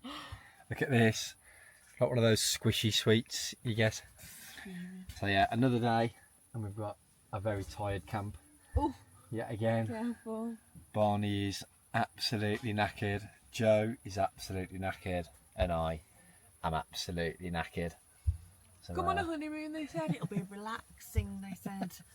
What? How many steps? Not when I'm here. Not when you've got a husband with ADHD. So just 17,601 today, just 12.5k. Up. I know. Incline. After another 2 days of it. My actual hips. Like I have pain in my hips. I'm 30 now. I know. Dirty 30. So that's another day done. We are going to get something on the iPad, chill out. We're having a glass of wine again. Some chocolate. Yeah, some Swiss chocolate. Barney, I don't think he'll move from there. And then we've got another day exploring. I think we might have a little bit more of a chill day tomorrow, maybe. Nah, no chance. So we'll see you in the morning. So you might recognise this place. We're back. We're back in Lauterbrunnen this morning, although we aren't sticking around for too long, are we? No. Where are we going? Mürren. Mürren. See, I was like, Mürren? So if you watched the previous video, you'll have seen we attempted to go to Mürren, but it was just absolutely rammed, wasn't it? Yeah, we couldn't be up bothered for the cable cars. We'd already been up to Wengen. And we'd done the walk down to the waterfalls. And we were just pushing it a bit far with the to get parking and stuff. So we've now got to get a cable car from Lauterbrunnen and then another train further up into the mountains. And I think it's like 2,000-3,000 metres high, this village is, another carless village. Looks amazing. Yeah. So we're going to go. Quite a few people have said if you liked Wengen, go to Mürren. Yeah. So that's what we're doing. So yeah, let's go. We've got Barney's with us in tow again. Yep. Legs are hurting. Sunburning. I know, but it's quite cold. I mean, you can see we've got layers on again this morning. It was the same when we were here last time, but hopefully it'll warm up a bit later on. As we made our way up Lauterbrunnen High Street, it felt truly incredible to be back in this beautiful village. Arriving nice and early meant the cable car station was much quieter this time round, so we grabbed our tickets and set off on the first leg of our journey. So 2 tickets bought from Lauterbrunnen to Mürren, and it was 47 francs. So yeah, just another reminder that if you are coming, the most expensive thing we found are definitely the cable cars. You can get the but they are worth it. Looks like you can get the Swiss travel pass as well, but yeah, you can, which reduces the price. The ride gave us more stunning views overlooking the Lauterbrunnen Valley, with the Staubbach Falls cascading beside us and snow-capped peaks glistening at the end of the valley. At the top, we switched onto the train for the next stretch towards Mürren, where Barney, as always, worked his charm and made a new pen pal.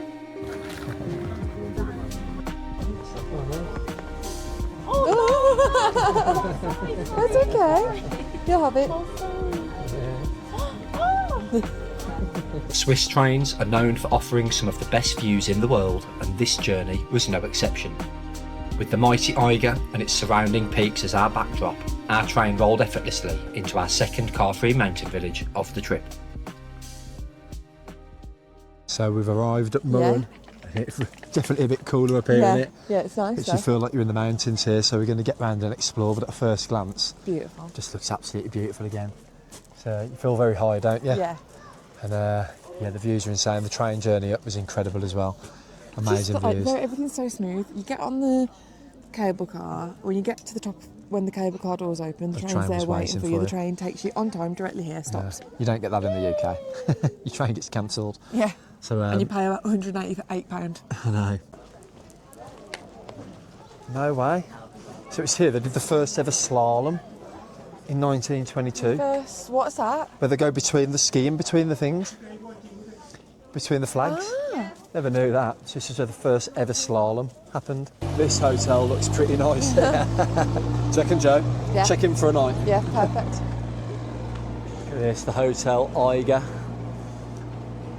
Judging from what we can see here, the views up there look very, very fancy. As we took our first steps in Mürren, the highest inhabited village in the canton of Bern, we quickly realised that this mountain town was bustling with Swiss charm.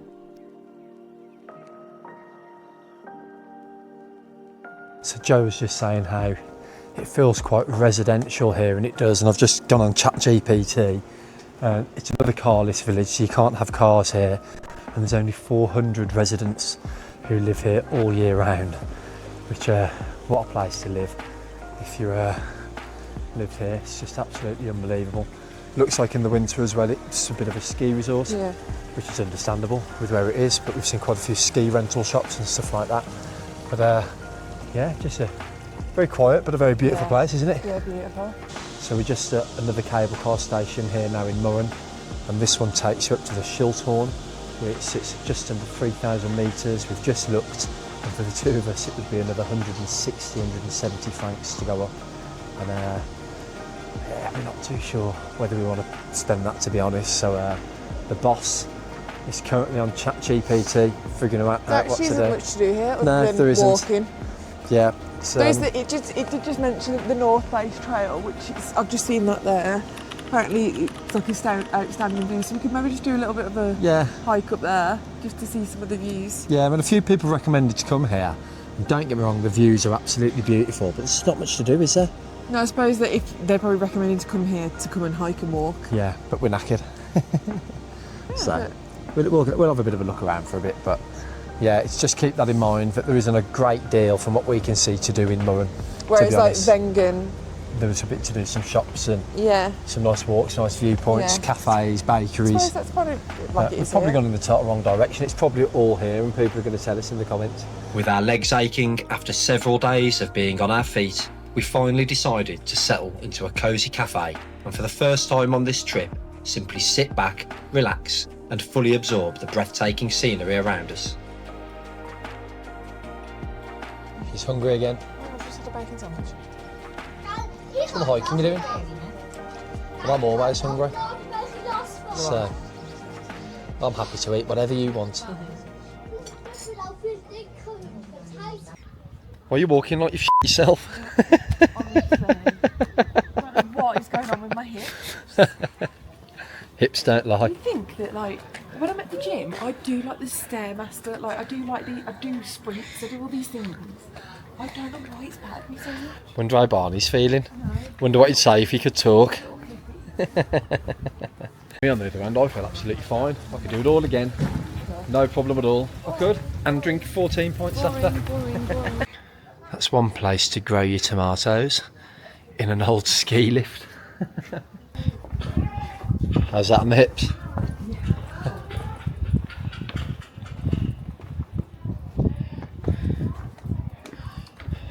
So we said earlier that there wasn't too much in Mürren, but we're having a bit of a walk around now, and there's cafes, lots of hotels, a few restaurants, got souvenir shops. You've got a co-op here, Joe's just in there now, grabbing a few bits.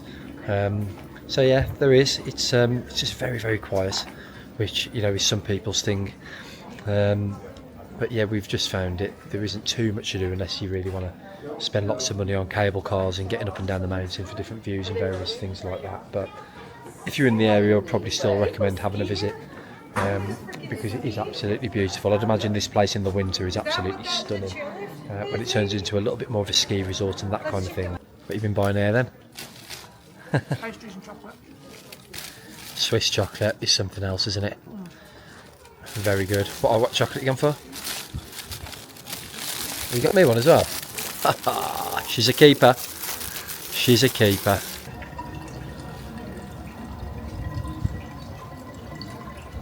Got a drink, Barney? Got a drink? No. Little tip is do not be ripped off by the expensive chocolate shops either. Okay. It's got actual slices of orange in it. That's in the co-op. Oh my god. That is like Terry's chocolate orange on steroids, isn't it? Mmm. Oh my god. Just the best.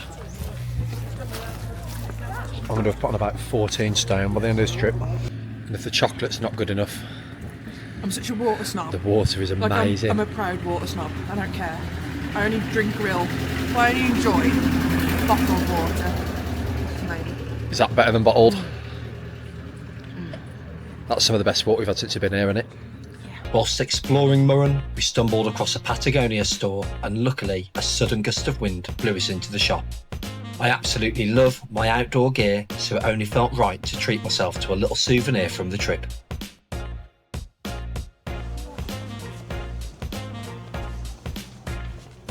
go. Happy? I've always wanted a Patagonia hat. Yeah, buzzing. Little souvenir. It's usually Jo in the shops. Yep. Getting her stuff. This is Switzerland all over. Yeah. Walking down the street, and these are the views that you get presented with. It's beautiful. It's unbelievable, isn't it? Yeah. There's the water coming down. Yeah, just waterfalls everywhere, snow-capped mountains. Paragliders. This is just, you know, just a little sidewalk off the street. Unbelievable.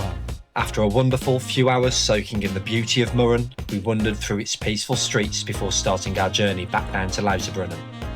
The views from the cable car were every bit as stunning as on the way up, though I do have to admit, I'm still not the biggest fan of dangling high above the valleys below. I still don't like these things. God. Views are good, but it's really... Once back on solid ground, we were quickly reminded of just how much warmer it is down here compared to the cooler mountain villages above. I really didn't need any sort of sun No. exposure onto my arms today. It is. The squishy sweets are back. Squashies, whatever they're called. You look like it. Squashy. Yeah, we've just come back down to Lauterbrunnen and it Absolutely is so roasting. much warmer down here. So Yeah. we've taken our many layers off. Yeah.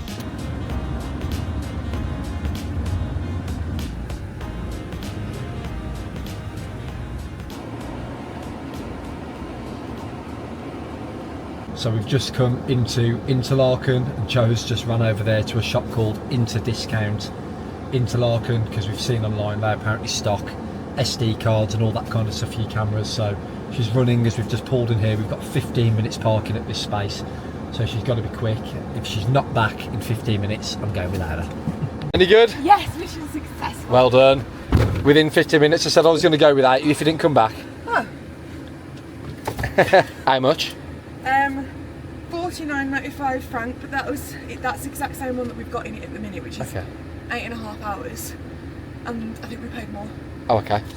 Sorted. So we're back at the campsite now. We've got about half an hour until we go in for a sauna. So I am going to knock up some pizza dough because we're going to have pizzas later. Yep. Yep.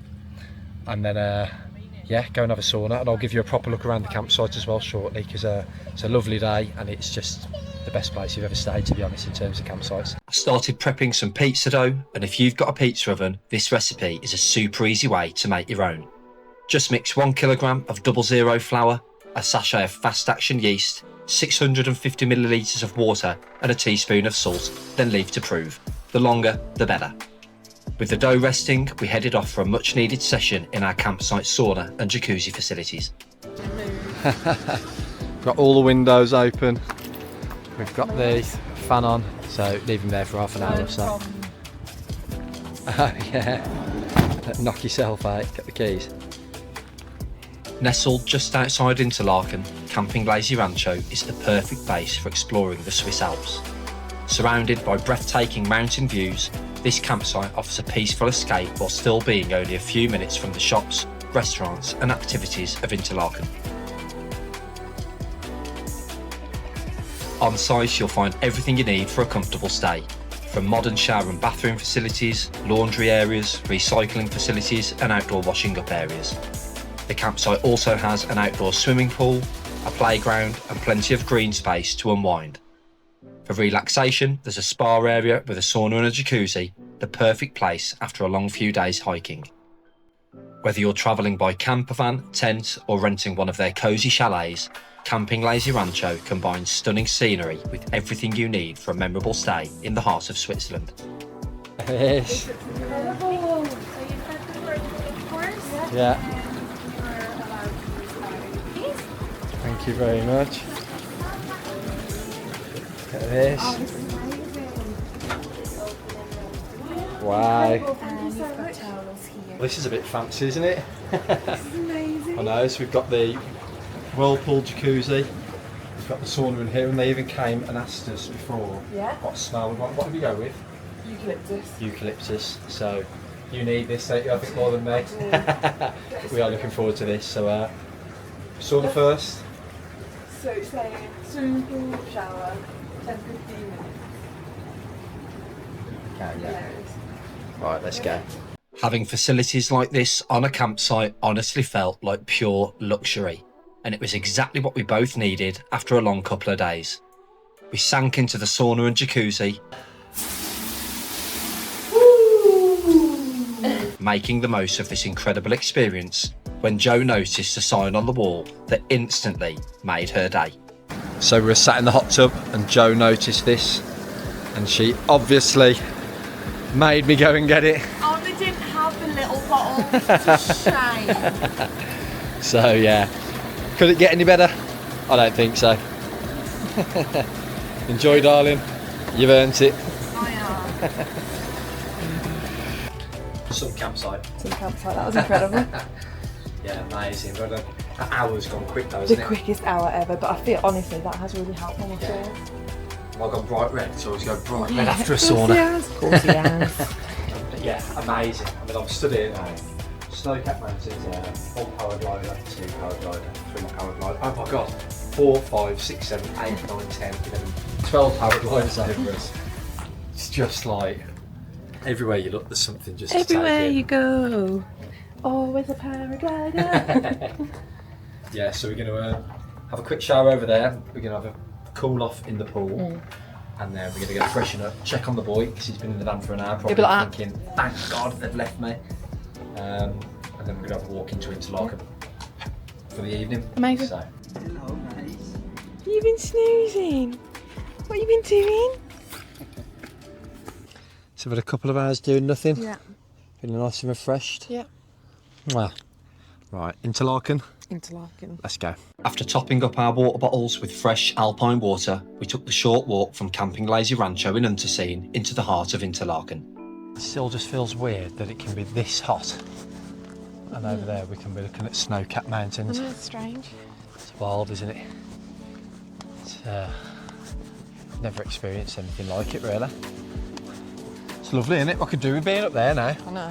Cool off a bit. It's quite warm. Nestled between Lake Thun and Lake Brienz and framed by the Alps, Interlaken is known as Switzerland's adventure capital, offering everything from paragliding and hiking to boat trips and winter sports. The town has all the facilities you could need: shops, restaurants and great transport links, plus plenty of cafes and parks to relax in after a day of exploring. Feels like there's some money at this end of Interlaken, Yeah. doesn't there? Some really grand looking hotels and sort of, that's the word I'm looking for, but it's like landscape and all the Didn't realise waterfalls. it was so big. I know. It's massive. It's really busy as well, to be fair now, but obviously we are peak season. Yeah. Yeah, looking forward to seeing this viewpoint. Should be good. And what are you going to have at the top? A drink. Yeah. So we're currently walking over the river Aare, or the river Aare. I'm not sure on that one. Yeah. Which is, obviously went to the Aare Gorge a couple of days ago, so this is the same river. Thank you. Looking a lot wider here, isn't it? As we wandered through Interlaken, we headed for its most famous viewpoint, Aare Gorge. From the top, you get incredible views over the town and both of its lakes. However, arriving at peak time meant the long queues, unfortunately, had other plans for us. Oh man, it's a bit disappointing. 48-minute walk. 48-minute walk, and it's looking like about an hour and a half wait to get on there. And to be honest, we just can't be arsed, can we? It's not even that I can't be asked, but if that's the queue just to get up there, imagine what Yeah. you're wanting a drink up there. It's going to be the same. So we might look at it tomorrow. Yeah. We'll see. But to be honest, we've had no lunch either, which we No, didn't even no. realise. That's not like us. We didn't realise till earlier. So we're quite hungry, and I think, I'd imagine for food and drinks up there is going to be a bit pricey as Yeah. well. I wouldn't mind having a drink, but I don't want to eat up there. Yeah. So we'll go and have a drink and we'll figure out what we're doing. But a bit annoying because it looks good. I know. The viewpoint at Aare Gorge. You can see both of the lakes. Well, we'll definitely try and do it. We will get it done, all being well, but not today or tonight. To be honest, we've blundered a bit because it's like peak time now. Yeah. And It when was we like look when we went at to Wengen Mürren, which Yeah. is the one we went to today. Mürren today, yeah. Mürren, it was better to come today and do it first thing than it was to get in the Yeah, queue the other yeah. day to go. So. It's much better if you do things earlier on in the day, try and get Sorry. up early, because as the day goes on, Yeah. the crowds just build, don't they? So Yeah. you can have a pint. Pint. What are you having? Depends on where we go. Oh, here Took me she to a is. sports bar the other day and the rosé was like bloody vinegar, so. The beer was great, though. So we've been sat here about an hour. Second portion of chips, second pint. It's nice when the van's plugged in at the campsite and I know I'm not driving. Can have a drink. And Joe, the lady said, "Do you want a portion of fries?" I went, "Yeah, one each please." And she went, "One will be enough." Safe to say. Wasn't enough, was Never it? enough. Never enough. So you're going to have these, and I think we are going to go make some pizzas because it's a bit of a waste of dough, isn't it? And we'll just chill out at the campsite for a little bit. I know that we've been telling you that you don't need to go to proper chocolate shops because the chocolate in the co-op's good, but 45 francs later. I know, 5 bars of chocolate, 45 francs. The bulk of that is for gifts for people. Yeah. But we have bought ourselves a bar, so we're going to go and have some dinner. Randy, come on. And then we will give you the official verdict. Do you need to go to a proper Swiss chocolate Or is the shop? co-op Or is the chocolate? co-op good enough? I've got to be honest, yeah, Joe, get one of them bars out of Hang Chum. on. Go on, Oh, buddy. we've got a dog here, going after Barney. Get one of these bars out, Joe, so they can see it. I mean, they do look pretty banging, they do, don't they? Ah, I could have spent so much money in there. They got like... Yes, you joke. The thing was like, we have more. I said, I bet you do, at that price. So, we'll give you the verdict shortly, but it looks nice, doesn't it? I'm sure it's going to be great. And the bag's nice, Yeah. so I'm sure it'll be I'll nice. put that in a nice frame.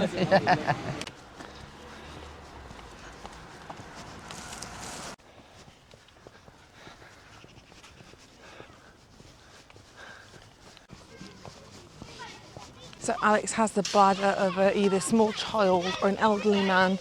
So he has abandoned me to go run to the toilet. So me and Barney are just taking a little leisurely stroll. After Joe's leisurely stroll and my sprint back to the campsite, it was finally time for some much needed pizza, especially after skipping lunch. We fired up the Ninja Artisan outdoor pizza oven, a brilliant bit of kit for cooking on the road, though we did forget one crucial accessory. So making pizzas, but we have forgot the rolling pin.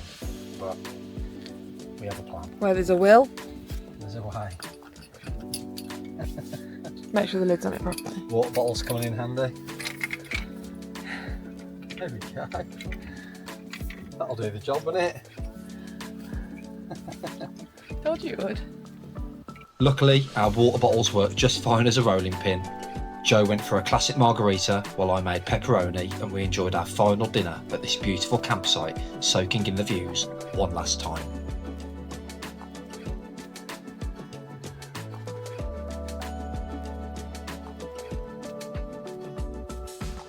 Chocolate taste test. Chocolate taste test. You said God, are we that. on rations? What's going on? Cheers.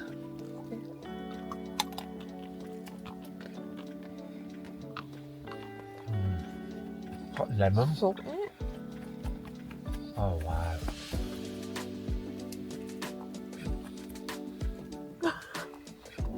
Citron, yeah, it's lemon. How good is that lemon chocolate? Not like it? I do, yeah, but it's like, Oh wow. Right, I'm not just saying this because we're on here. That is some of the best chocolate I've ever tried.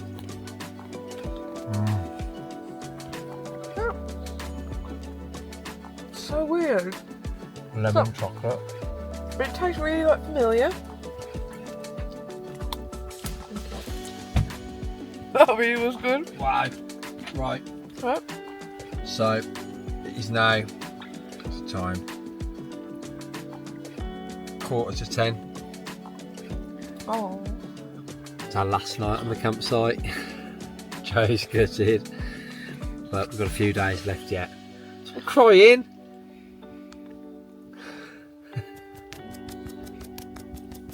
Told you, like and subscribe so we can do this full time because we don't want to go home. No, it's the campsite.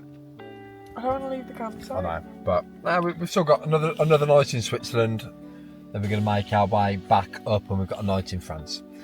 But we have got a good 8-9 hours drive to Yeah, get up it's there. actually our 8-year anniversary It is coming up on Friday. for my sins. Of our birthday. Obviously, we haven't even reached 1 year married yet. I don't think we will. So yeah, we'll be out of here tomorrow, but doesn't end there. Barney's ready for bed, bless him.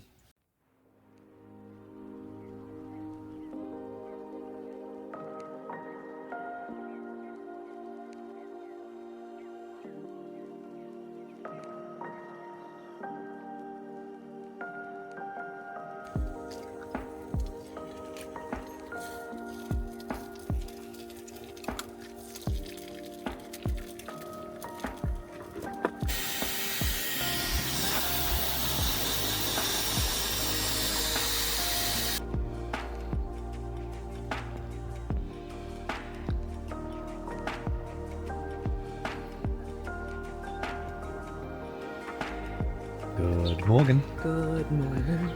Good morning. So it was our last day at the campsite. However, we've had a look at the weather. Today is absolutely glorious here. So we'd already made the decision that we were going to do another day in Interlaken and just sort of wild camp somewhere. We've got to get Barney and the vets first, and we can just have a bit of a chill day around one of the lakes because we've got a long day driving. But we have just spoken to the campsite, and it looks like they may have been able to sort us a pitch here for one more night.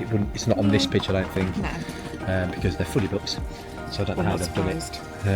But yeah, they've been so lovely here, so it does look like we might have another night here tonight, which puts us in. Would have been fine to do the wild camping, but I think the thing about Interlaken is they're quite, obviously, because it's so attractive to people with van life. They have got quite a lot of restrictions.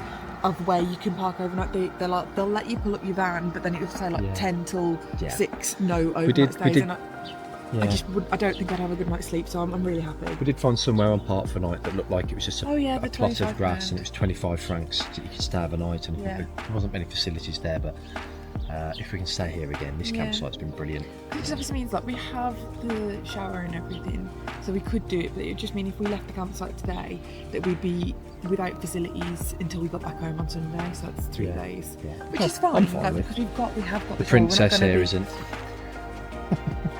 She likes her. Well, unless you want me to smell for my 8-year anniversary. You do anyway. So yeah, we've spent a little bit of time this morning packing everything away, had some breakfast, and as I say, get Barney in the vets, and then we're just going to chill out as much as we can today, get by the lake, and just have a nice relaxing day. Go for a few swims. That's it. So yeah, let's get stuck into another glorious day in Switzerland. With the van packed up, we made our way through Interlaken to the local vets to get Barney all set for the journey home. Travelling with a dog means just a few extra checks before crossing back into the UK.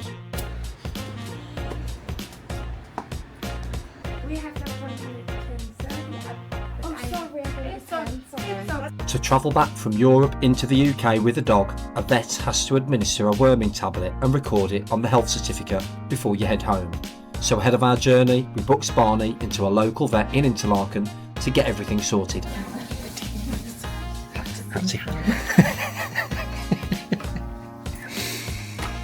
Picky boy.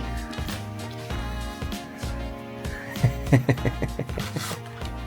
dog's just done a poo in here, and I don't know if you can see the jab or the dog.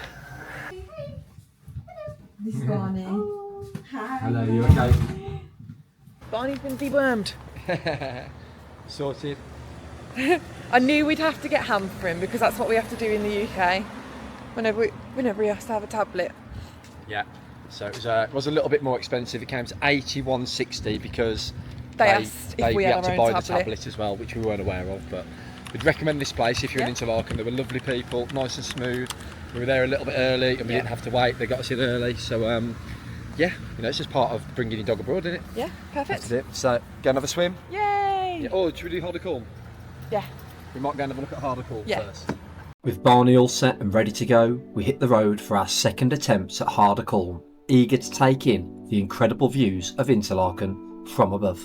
So we've just found this park up here, right on the river. It's absolutely beautiful, isn't it? Mwah. So, mwah. Mwah. We're going to go and try Aare Gorge again. Obviously we tried last night, mwah.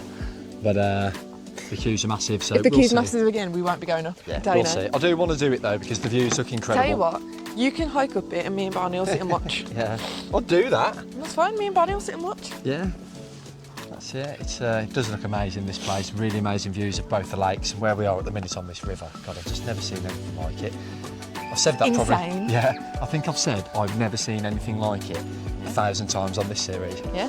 So Gotta stop saying it, really. I know. Fingers crossed the queues aren't too bad. I think when we went yesterday, it was peak time. We did read online that about 5 o'clock is peak time because you get sort of the sunset over the lakes and that kind of stuff. But you could try a bit of fishing. We can get on. We followed the crystal clear waters of the River Aare on our way to Aare Gorge. Luckily, the queues were much smaller than yesterday, so we grabbed our tickets and took the funicular up to the viewpoint.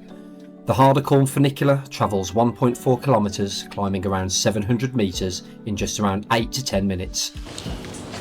First glimpse of the view. This is going to be insane.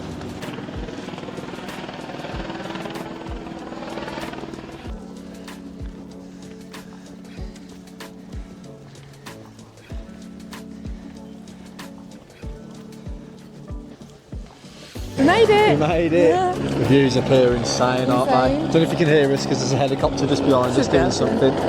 But you've got Lake Thun or Tun that way. In front of us you have Lake Brienz and you can see both. It's just the views and obviously the Jungfrau as well. So yeah, the views up here. What a day for it as well. There she is at the viewpoint. Ooh. Hey, what's gonna drop? Good. That's beautiful, isn't it? That is absolutely stunning. Yeah, so it's a great way, obviously, if you're staying in Interlaken and you've seen it all from the ground, this is the perfect way to see it from above. What a beautiful place. Amazing, isn't it? Yeah. Gorgeous. Yeah. Shall I do it? Yeah.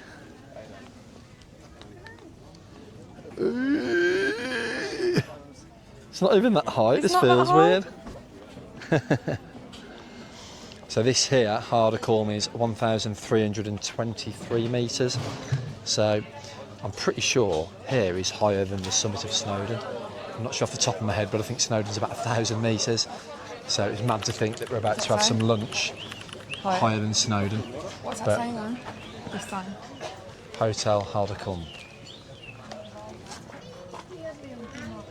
Everything in German. After taking in the incredible views, we settled down for a spot of lunch to celebrate, as tomorrow happens to be a rather special day.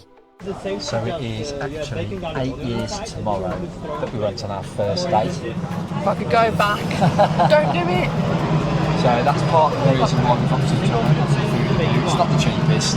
No, we were going to go, because we're going to be in the Champagne region tomorrow, and we were going to try and find somewhere, but to be honest, I don't think I've packed much appropriate outfits to be wine and dining in the Champagne region. So good. Sounds expensive. It's expensive here. Yeah. 8 years ago today, Joe was thinking, how can she get out of that Literally, date I said tomorrow? that to him earlier. I said, and that is no joke. 8 years ago today, I was sat with my mum saying, Mum, I can't, I don't want to go, I really don't want to go, like, help me. And 8 years ago tomorrow, she thought, bloody hell, he's Grace. That wasn't an Alex thing, I just didn't like going on dates. So, and look where you are now, having dinner overlooking Lake Brienz and Lake Thun with your husband. I'm still a child, I don't know how that's happened.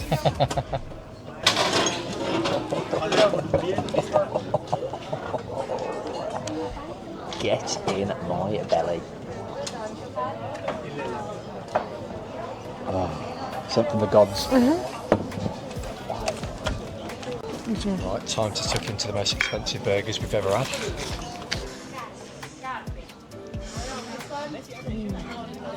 Wow. Enjoy. Okay.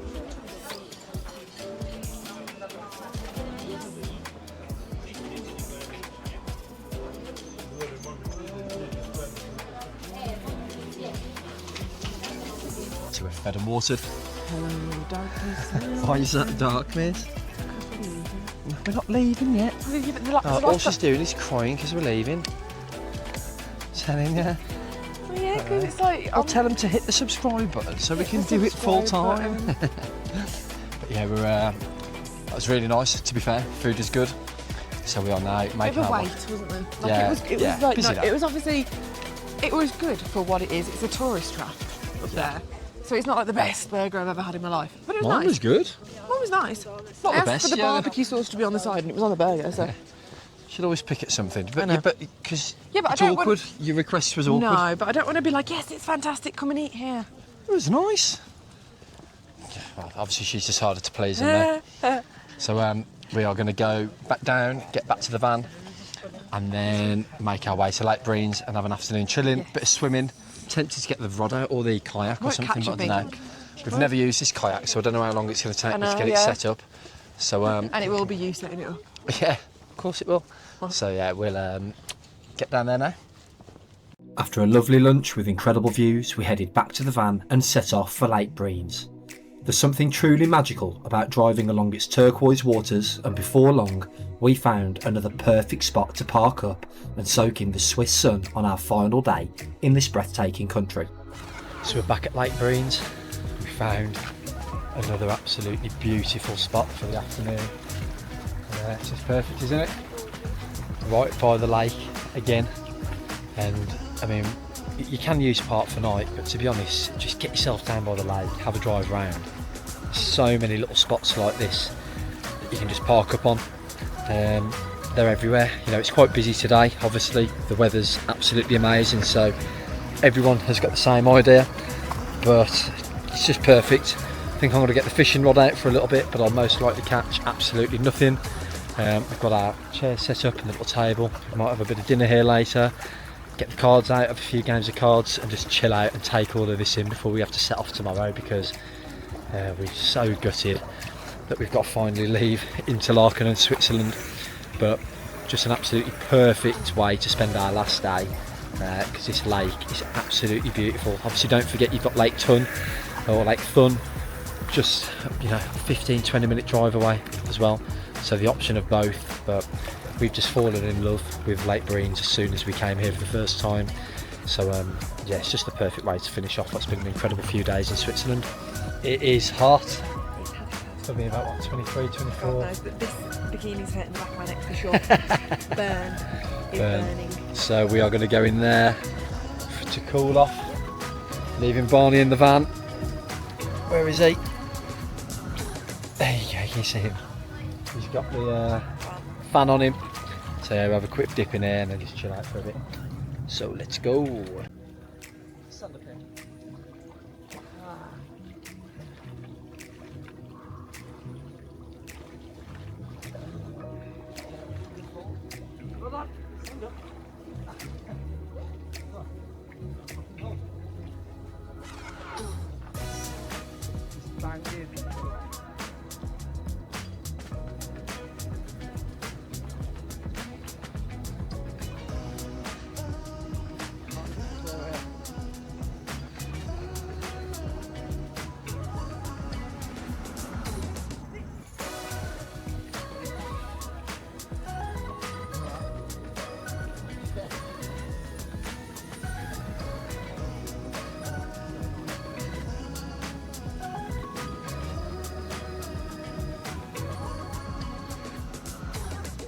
If I can give any advice to anyone coming to Switzerland, Wear sun cream.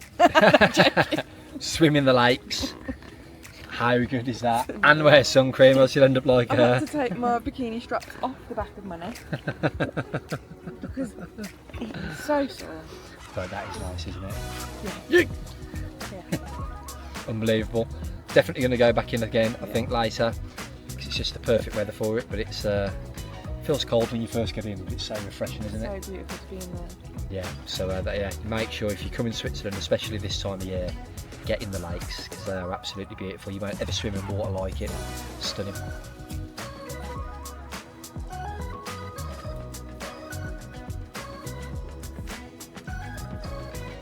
We've got a cheat in the camp.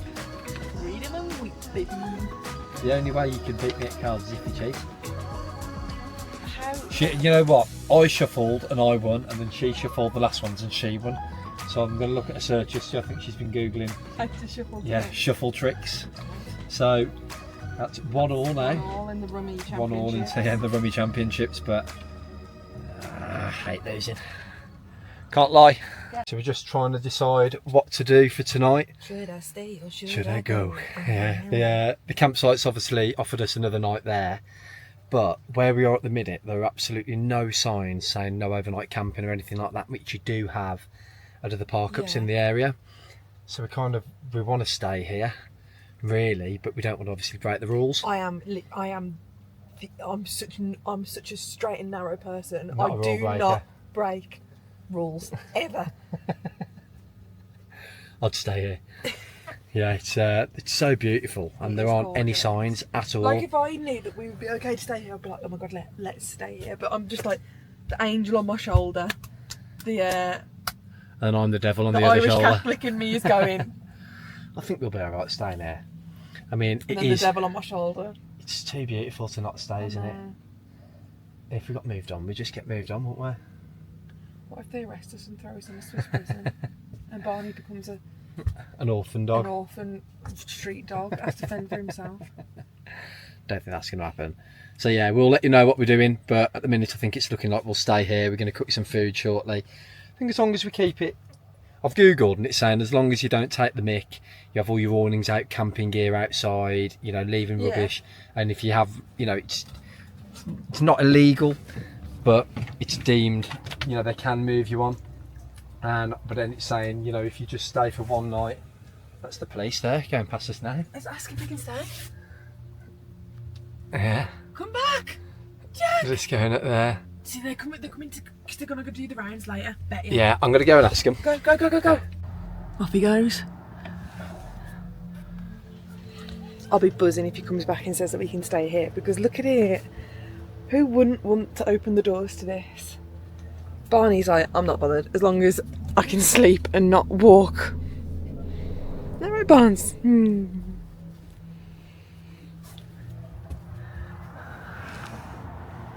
Oh, he's actually speaking to the police. If you're wondering what I look like trying to capture this moment. He's still not come back, so I've just come to terms with the fact that he's been arrested, thrown in prison, and now I'm a prison bride. Prison wife? Who knows? So I've just spoke to the military police. Looks like and we are allowed. Yeah. Well, they were saying they're the military police. It's a civil police that enforce it, but there are no signs here. There's a sign just behind us that's basically saying nothing past that point. He's saying you should be okay as long as you don't take the mick and you're outside, you know, with awnings and leaving your chairs out and everything like that. So we won't be. We'll have a bit of food. We're going to be off early in the morning. You know, we'll have a nice dip in there first thing to freshen ourselves up. we can just fold ours up and kind of put them down I'll put to them the in the side. I'll put them away. We won't need them in the morning. So absolutely buzzing. Yeah, a bit of military police. They're not the normal police. I was like, bloody hell. But yeah, we're good to go. After getting the nod from the military police, we settled in for the night and started cooking. With easily the best view we've ever had from our kitchen, we whipped up a Thai red curry with rice and, of course, the all-important prawn crackers. It was the perfect final meal to round off an unbelievable few days in Switzerland, enjoyed while looking over the stunning Lake Brienz and trying to take in everything we've just experienced.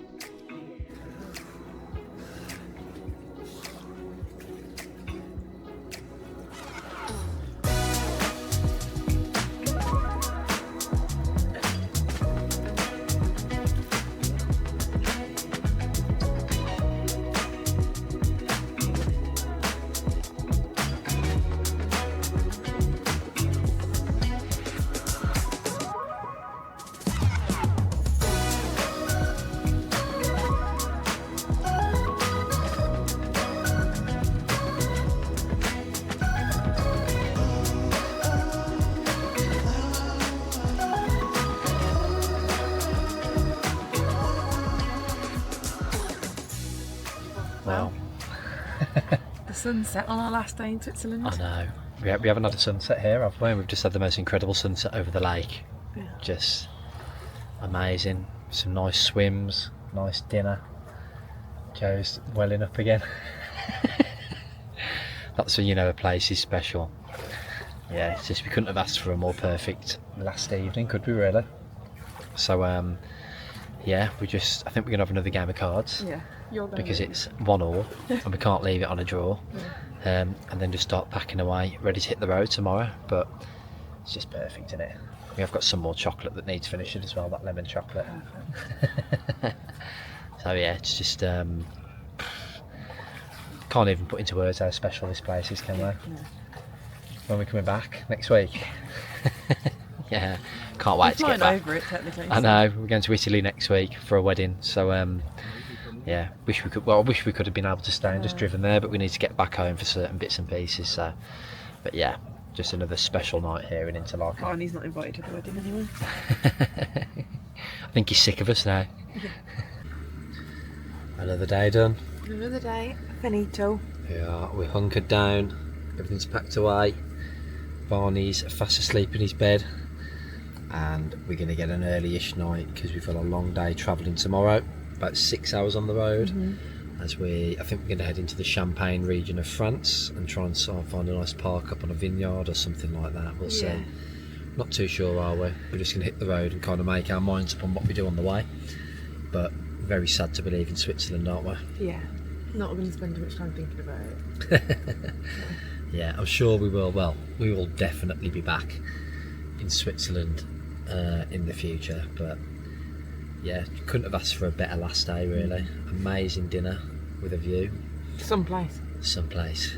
And then just the best afternoon, just chilling out here. I think we'd always planned to try and have a little bit more of a chill down our last day, just because we've got a long day travelling tomorrow. And it's just been perfect, hasn't it? Yeah. I feel exhausted now. Ready for bed. What are you looking at? Don't know. Seeing what that car's doing. That's it. So yeah, we're signing off again for another night. We're going to hit the hay, and we will see you bright and early on the road. See you later. Just spotted another water fountain here, so we're going to top up, and there's a lovely looking bakery just over the road, so we're going to get a bite to eat for the road, some nice pastries and stuff like that.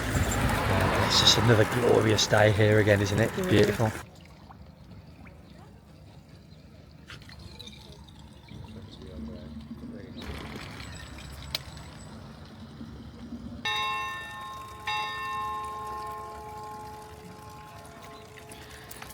I think that means it's pastry time. As you've probably gathered by now, we're absolute suckers for fresh alpine water. So after filling up our bottles on yet another glorious Swiss morning, we made our way to the local bakery to stock up on pastries and freshly baked bread for the long journey ahead. A fresh loaf of bread and two of the best chocolates I've ever seen. Let's go to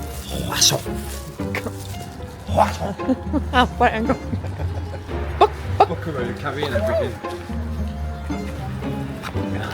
We're stocked up for at least for the next 20 minutes. We've got lovely bread, nothing to put on it. We've got some of that nice ham there. We've got beans, yeah, I'm thinking for lunch, sandwich. So good. Unreal. It's time. Yeah. With our bellies semi-full, we hit the road for one final drive through Switzerland, making our way towards France's Champagne region. As you can see from Jo's chocolate-smeared face, she thoroughly enjoyed her pain au chocolat, though that didn't stop us from pulling over to grab a few more Swiss essentials for the journey ahead. So we've just pulled over at some services for a toilet stop, and we had to reload on some more Swiss chocolate to take home with us, because it is honestly the best chocolate I've ever had in my life. Barney's having a little stretch in the back. We've let him go to the toilet. He's had some food and a bit of water. Ready for the journey, ain't you, mate? Look at that tail. You're a good boy, ain't you? Oh dear.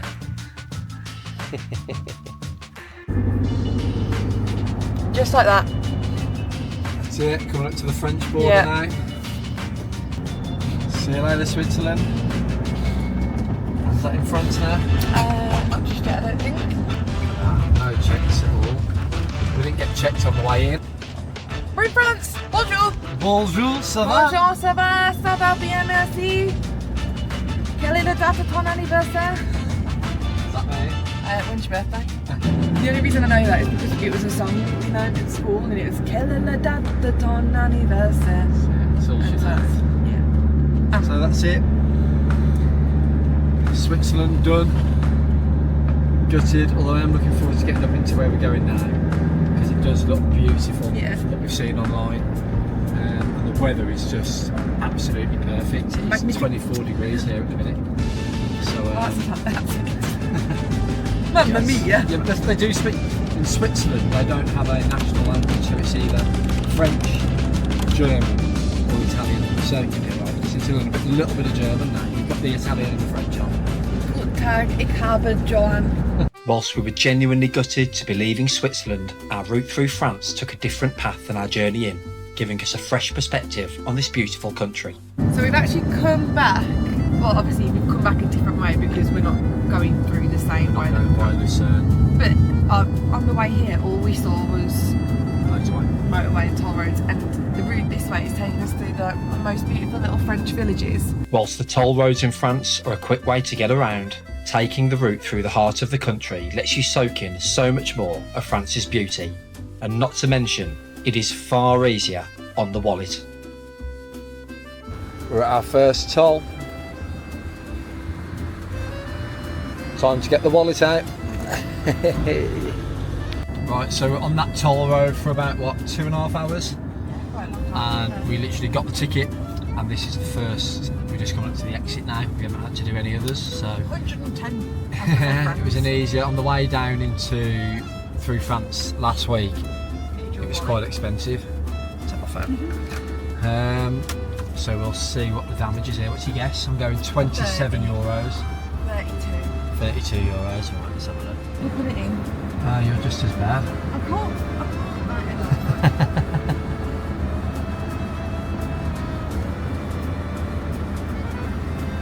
49. 49 euros.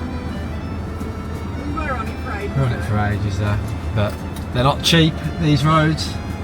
Do you need a ticket? Because it's going to give me a green light. Let's go!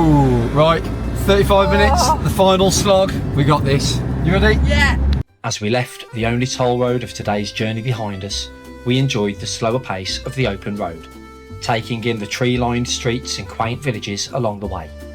Our final stretch led us to a charming little town, renowned around the world as the birthplace of champagne. Touchdown in Haute-Villers. Yep. I think that's how you say it. Probably not.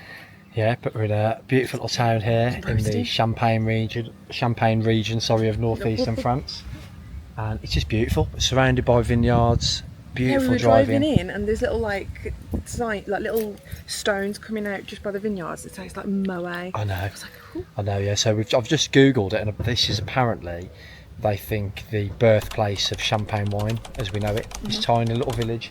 So we're going to go and have an explore. Yeah. We found a little park up here. We may stay here. We may try it and get on a vineyard. We've seen online. Yeah, but you can join this France. So we'll put it in below. But you pay €30 a year, and apparently the vineyards on the app have said it's fine for campers to come and stay outside, but with the basis that you want to support the local vineyard and buy things. But we want to buy some champagne anyway, so we're going to go directly to them and say so let us in, baby. I know, yeah. If there's one thing this girl will always buy, champagne and wine. So let's go have a look around. I found this one on Park for Night, and it just came up saying that it was a 4-bay designated area for campervans and motorhomes. Yeah, because all the other there's height limits here. Height limit restrictions. Yeah, so it's an option for tonight. I think if we could get in a vineyard, that'd be nice, wouldn't it? So we'll just scope it out. But at first glance, this place is absolutely stunning, and it's about 30 degrees here as well. So hot. It's red hot, so I've definitely earned a cold one after that 6-hour drive, I think. You have, babe. You didn't stop. 100%, yeah. As we took our first steps into the picturesque village of Haute-Villers, we were instantly captivated by its beauty and unmistakable French charm. And if there's one thing this village seems to truly celebrate, it's of course champagne. Official, I love Haute-Villers. In 2 minutes, this place is absolutely gorgeous. And we said all along that we wanted to try and get somewhere to experience like traditional France. And this place is giving those vibes 100%. Look at it. Absolutely beautiful. Absolutely beautiful. This is like, it's gorgeous. That's beautiful. And guess what he wants? Found a pub. Better sell champagne. Haute-Villers is a tiny village with just under 800 residents, and most of the amenities can be found in nearby Epinay, just 3 miles away. But after a short stroll through the village, we came across a quaint little French pub, perfect for Jo to enjoy her very first taste of the good stuff. Merci. Chin. Give us the verdict then.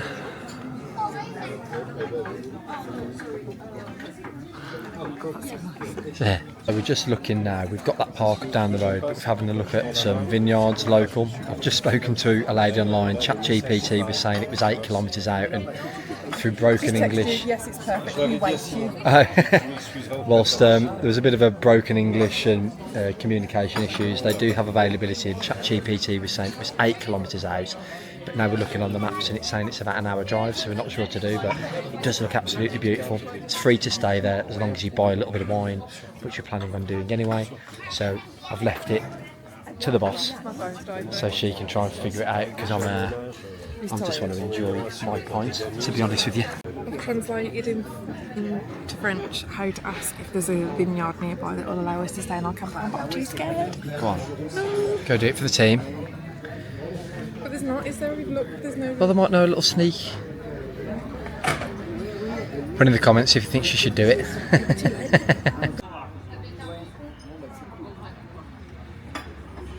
People were warning us about the prices in Switzerland. Bloody hell, don't come to Port Villers. €20 for 2 drinks, although you have the champagne. That was €9. I need to get out of here fast. So, after a couple of phone calls with a delay on the phone for some weird reason and much broken English, we do think we've found a vineyard. How far is it? It's a 2-minute drive. 2-minute drive, 7-minute walk from here, which is... We wanted to stay in a vineyard. We did not want to leave Port Villers because it's beautiful. It's a great place to come and walk Barney in the morning and have another look around. But so we'll see. It was very broken English. There was a horrible connection on the phone line. But she said, perfect, you can arrive up until 8.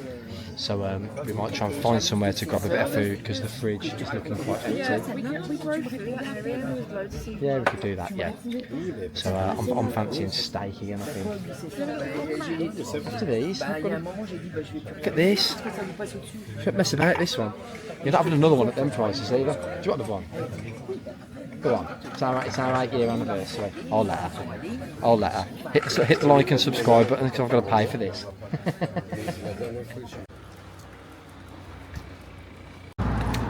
I could live here.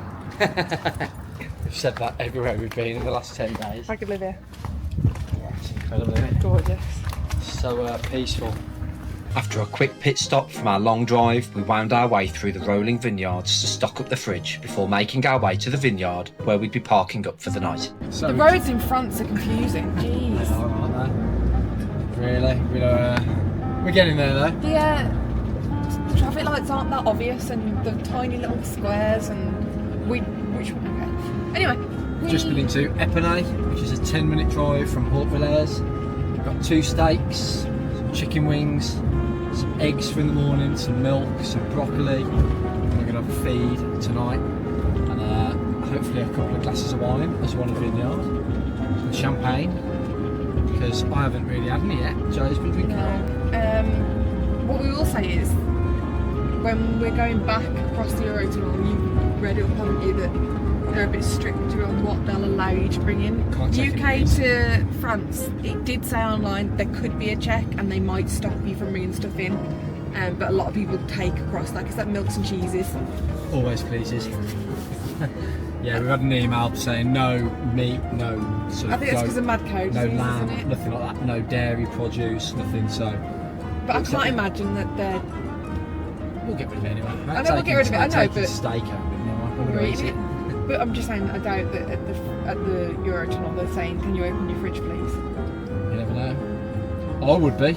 I'd be taking all that scran and taking it home and eating it. It's a good job we didn't buy any Swiss cheese, isn't it? Yeah. Safe to say meats and cheeses do not always please us in France. With our fridge fully stocked, we took a steady drive back through the beautiful village of Port Villers to our vineyard. However, on arrival, it quickly became clear that the language barrier during our earlier phone call might have been a little bit trickier than we first thought. Turns out the vineyard we had in Port Villers is shut. So luckily we did speak to another vineyard. It's about a 50-minute drive, but we've decided to roll with it just because it does look quite nice online. And we like the idea of staying on a vineyard. So we're just on the way there now, driving through the Champagne region. It's absolutely stunning, isn't it? Beautiful. So we have 40 minutes to go. Hopefully we'll be able to chill out, have a glass of the bubbles and cook some nice steaks. So we'll see how we get on. If this one's shut, we're roguing it. Drive to Calais and wait for the Eurotunnel. With our hearts set on spending the night at a vineyard, we made the 50-minute drive through the Champagne region to the small town of Vindy. There, at a vineyard dating back to the 16th century, we were greeted by the warmest and most welcoming host. 100 people live here. No way. After being warmly greeted by Adeline, we enjoyed a full tour of the Bernard Doyd vineyard, learning how she and her family have been cultivating the land and vines for generations, with our ancestors working this land since the 1500s. Oh, wow. That is amazing. Wow. That's incredible, isn't it? Look at this. Very nice. Yeah. Yeah. And the weather's beautiful. Yeah. Yeah. Look at this. Wow. The Bernard Doyd vineyard spans approximately 4.3 hectares, with some vines being over 70 years old. The estate specialises in Chardonnay grapes, and it wasn't long before Adeline offered us our very first taste of a champagne grape.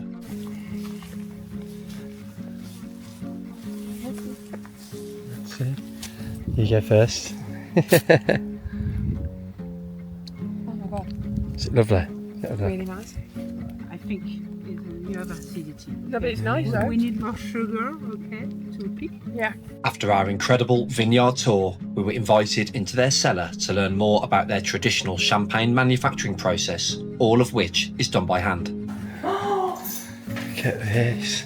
Okay, so here you have the small tanks. Yes. Okay, so during the harvest we press in front of the street. Okay, we transfer all the juice with a hose by gravity directly into the tanks. Okay, I said some people have a pipeline with gasoline, I have a hose with champagne. Look at that, Joe. All the bottles. Oh, it's nice and cool in here. Yeah, and all the juice stay into the tanks between the harvest and April, and in April it's the bottling time at home. Oh. Okay. Wow. So we put all the juice into the bottle.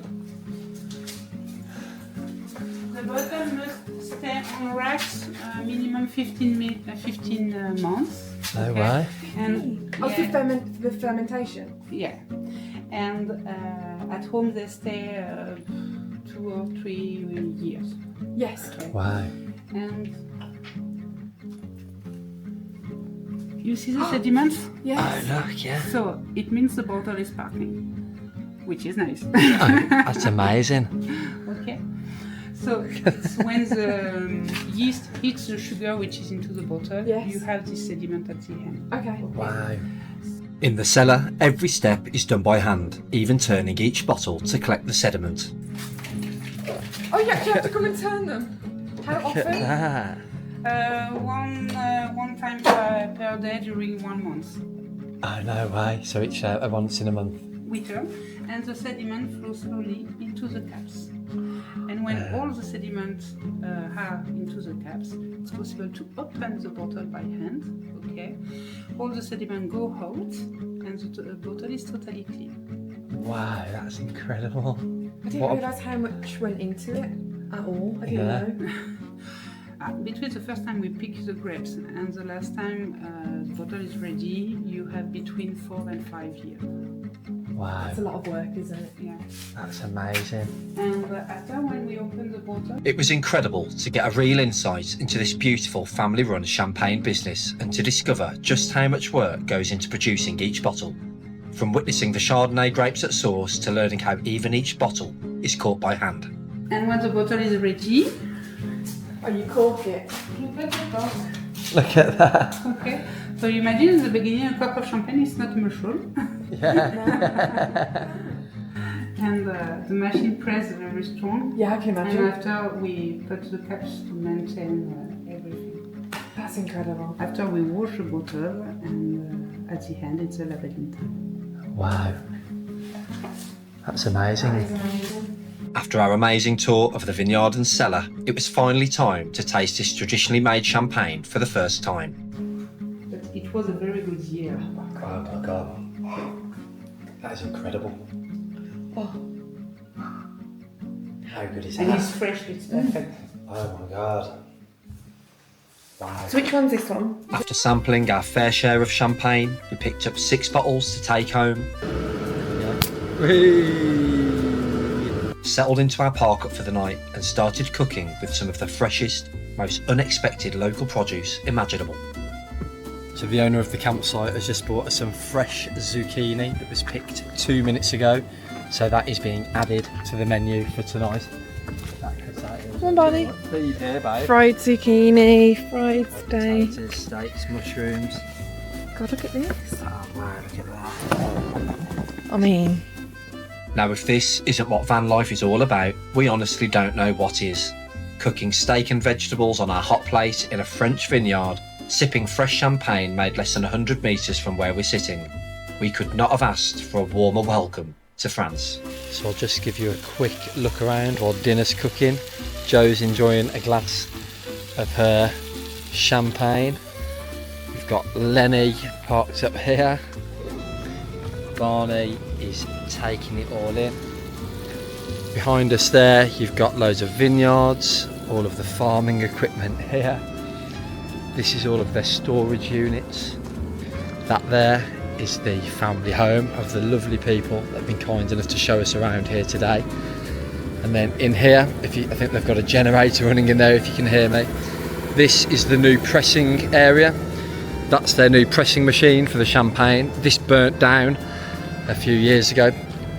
And this is the old press that was burnt down unfortunately in the fire, but she was saying they are looking at getting this restored and they've got a local guy who's going to restore this for them. What an experience.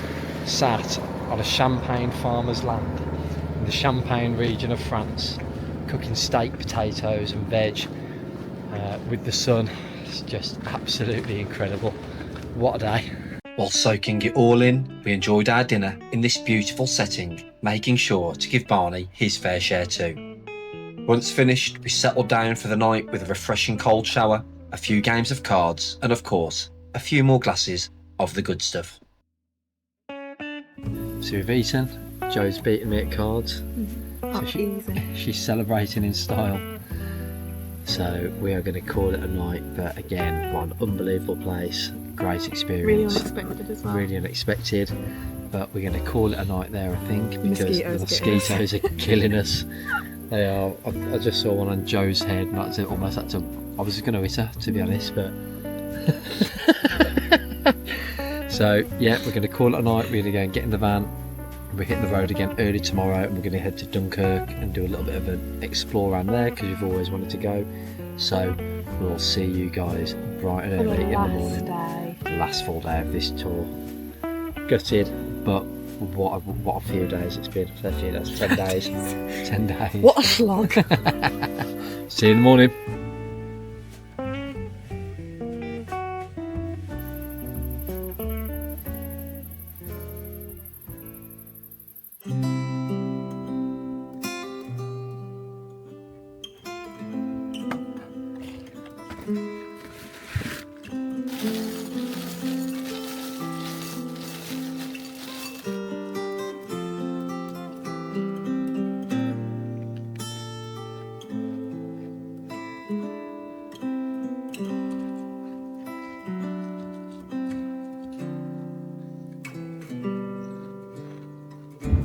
Morning, we're on the road already. Yeah, we got up, had a bit of a, we didn't shower this morning, did we, to be fair, because There was the owner of the farmer's painting outside, and I it felt a bit bad having a shower on his drive right in front of him. so we need to sort that out. Saw that somewhere this morning. Yeah. We are now heading back up to the north coast. We're going to go and explore Dunkirk for a little bit, but beautiful night stay there last night, great Absolutely experience. gorgeous. Like the family Very was so welcoming. accommodating, Yeah. so lovely. It's fantastic. Like yeah. we arrived, it says online that the vineyard is. It says that the vineyard closes, I think, at 6, and we were obviously communicating with the lady that owns it. She said as long as you get there before 8, and when we got there she was like, would you like a tour? And then we had a tour of the whole vineyard, the cellar. I know we said last night, but absolutely gorgeous. So yeah, we're going to get our way to Dunkirk now, do a bit of sightseeing again before heading back to the UK tomorrow. So we have about 3.5 hours drive now, so we're just going to take in the views and we will see you when we get there.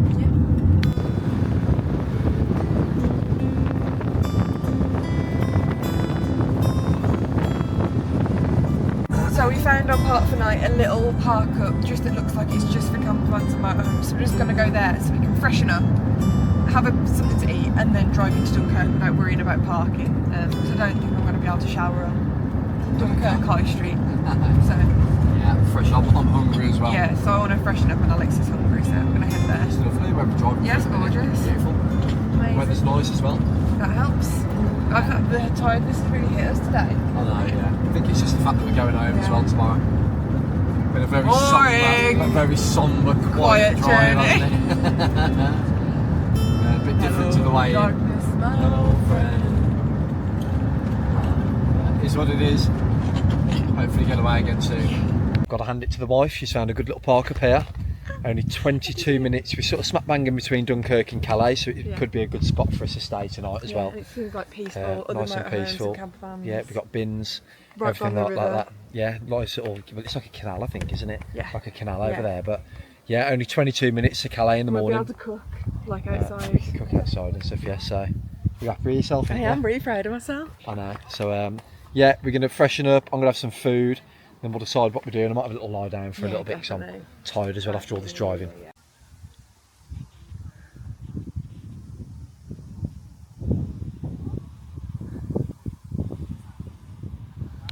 This is just solid proof as to how much more welcoming France are for van life than the UK.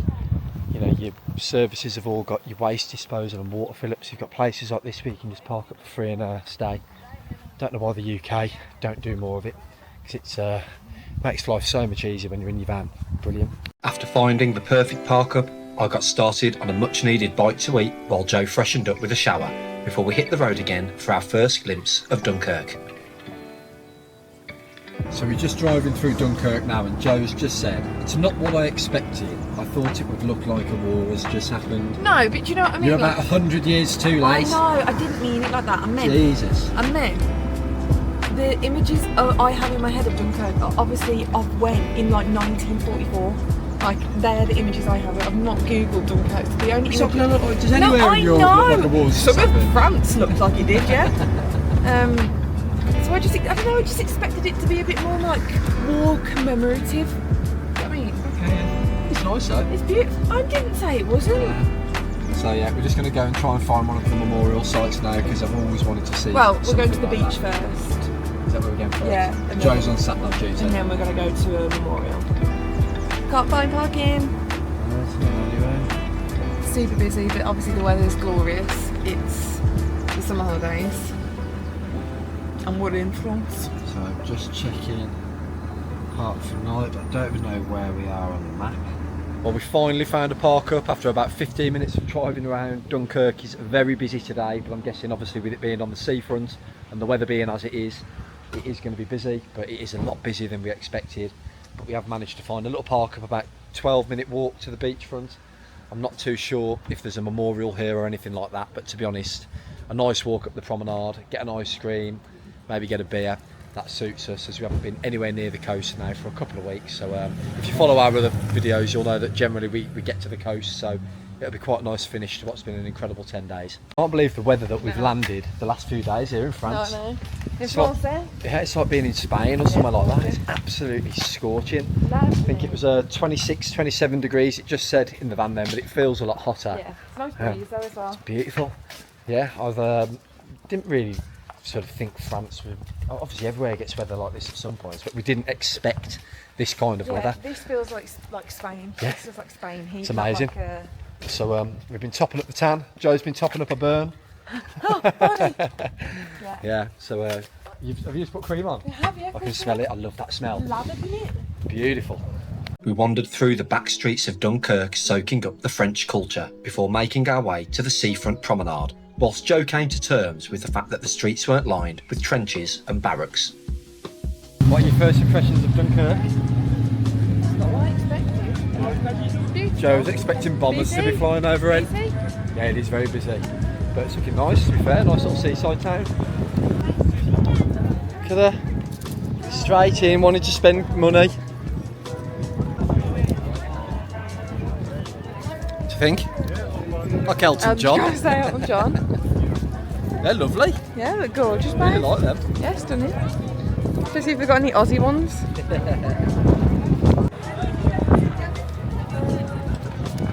By now, you should know that we enjoy a drink, so we decided to settle down in a seafront bar for a spot of people watching. I don't know why, but Dunkirk's giving me Benidorm vibes. Massive Benidorm. Big time. Not what we expected. So I know that you were hoping that we'd be showing you around memorials and that kind of thing, but to be honest, we just come and found a booze, a Benidorm style. Yeah. And we're going to have a pint and then probably head back, I think, Yeah. aren't we? It is absolutely rammed. It's rammed. Just loads of bars on the Fine. front. Really nice weather. Maybe I was thinking of the Normandy beaches. I think so, yeah. I think we might have got this one a bit wrong.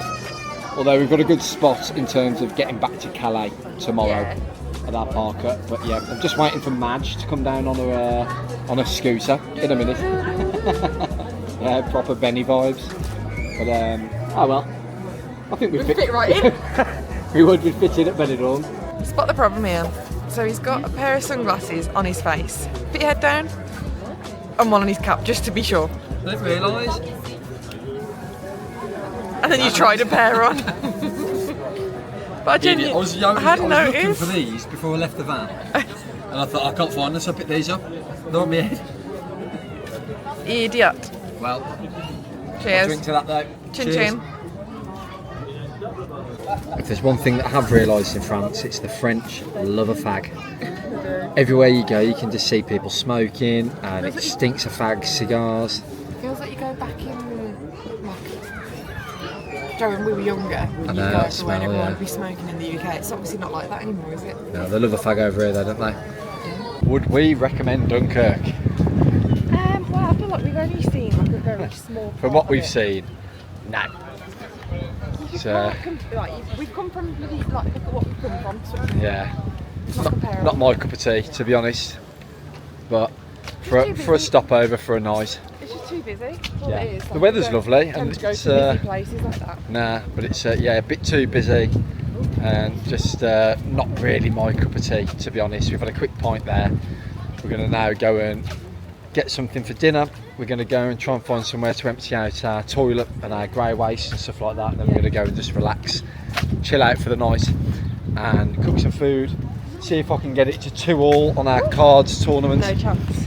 And yeah, just get ready to get an early start tomorrow and get back to the UK, I think.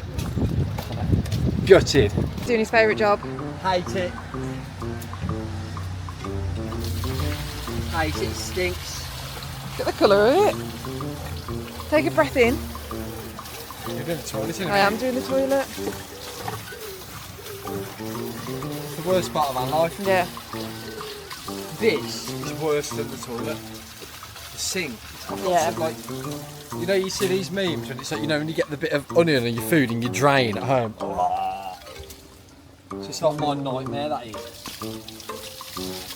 Take a big whiff in. I hate it so much. I'm just going to go give it a rinse. Okay. We didn't show you the toilet for obvious reasons, but all I'm going to say is when you lift that hatch up, there is a certain smell that comes out, and you'll never get used to it. You've only got God on your side at that point. It's horrible. Finally, we have a pink job. That was a bit of a brown job.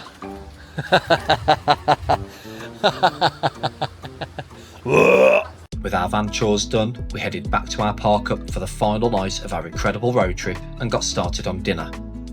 We kept it simple with a similar meal to last night, mixed vegetables with chicken, cooked al fresco on the hot plate with a rogue side dish of mozzarella dippers. So we've got dinner cooking, and Joe is already on the mozzarella stick starters. Any good? Look at that. So they've been done in the air fryer. And we've got honey chicken, chicken wings, potatoes, courgette and Italian sausage cooking on here now. Not too long to go. You hungry? Go on. We soaked up the last of the French sun whilst enjoying our meal before diving into the all-important deciding card game of our trip. Read 'em and weep, Diddy. So close. You weren't close. This is a first. Honestly, I've It's never not a been. I've first. never been. No, Alex, it isn't. I beat you in Tenerife, like, by 5 points. Don't listen to her. There's nothing more annoying than losing, is there? Right, come on, let's go to bed. Let's go home.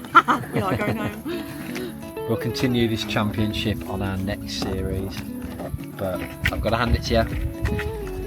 That's our official last night come to a close.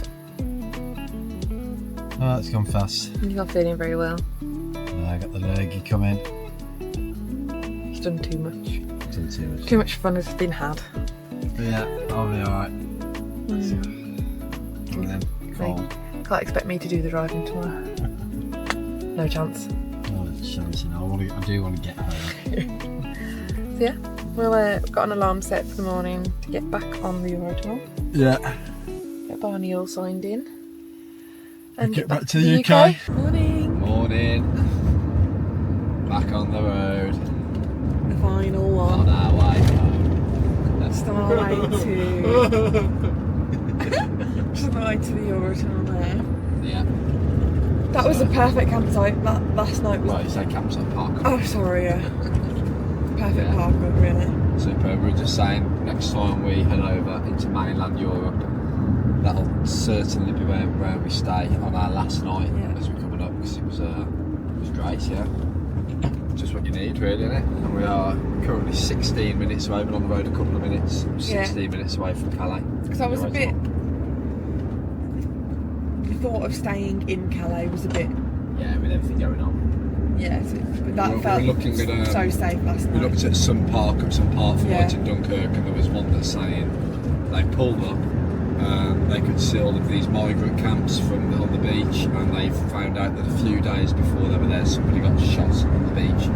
So it's just not. So we thought, well, we'll probably give that one a miss. Yeah. That was perfect. Yeah, that park was absolutely Just perfect. smack bang in Loads of, between and Calais. I like being amongst other camper fans because you just feel a bit more safe. So yeah, we're going to go and get Barney checked in. Make sure we get rid of all of our meats and cheeses because they do not please us. And then we are going to get back into the UK and get ourselves home and start editing these vlogs for you I'm so guys. excited to see all the footage.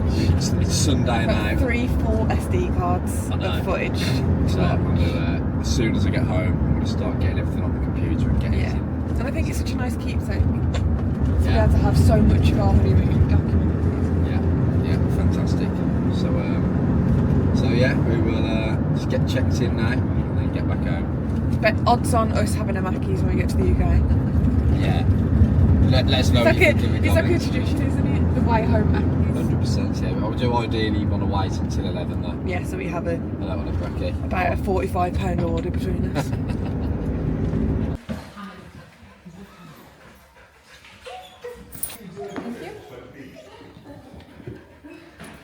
That's Barney all checked in. Yeah. Nice and easy, nice and quick. A lot quicker than the UK. Yeah, but I will say that there was a lady next to us who got refused entry yesterday because the vet had given the dog the wrong tablet. So just when you're speaking to your vet, just make sure that. Oh, I don't even know how to get it wrong. Yeah, well, to take be the fair, health certificate in with if you. you're going into Interlaken, we'll put the details Yeah, on the they screen were now of the vet we amazing. went to because they were brilliant. To And be maybe fair. take some ham with you just in case your dog doesn't Yeah. like swallowing tablets like ours. But they all spoke really good English. I'm pretty sure on our animal health certificate we just had to make sure that the vet signed page Page 4. number 4. And obviously administer the right tablet does help, doesn't it? Yeah, so there we go. But yeah, let's go and get ourselves checked in now and then go and try and find a coffee from somewhere, I think. Fab. Is that how to bark in French? Oui, oui. Right, so Barney, when you go on holiday, this is usually what happens at the airport or the terminal. You sit here while Mummy goes and spends loads of money in the duty free, and we just sit here and wait. So get used to it because this will happen every time we come here, alright mate? You been buying then? Macarons. There we go.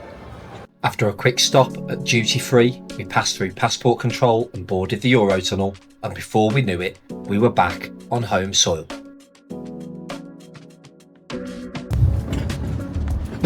Well, at least we didn't have to reverse off this time. Yeah. Back on home soil. Back on home soil. Drive on the left. Drive on the left.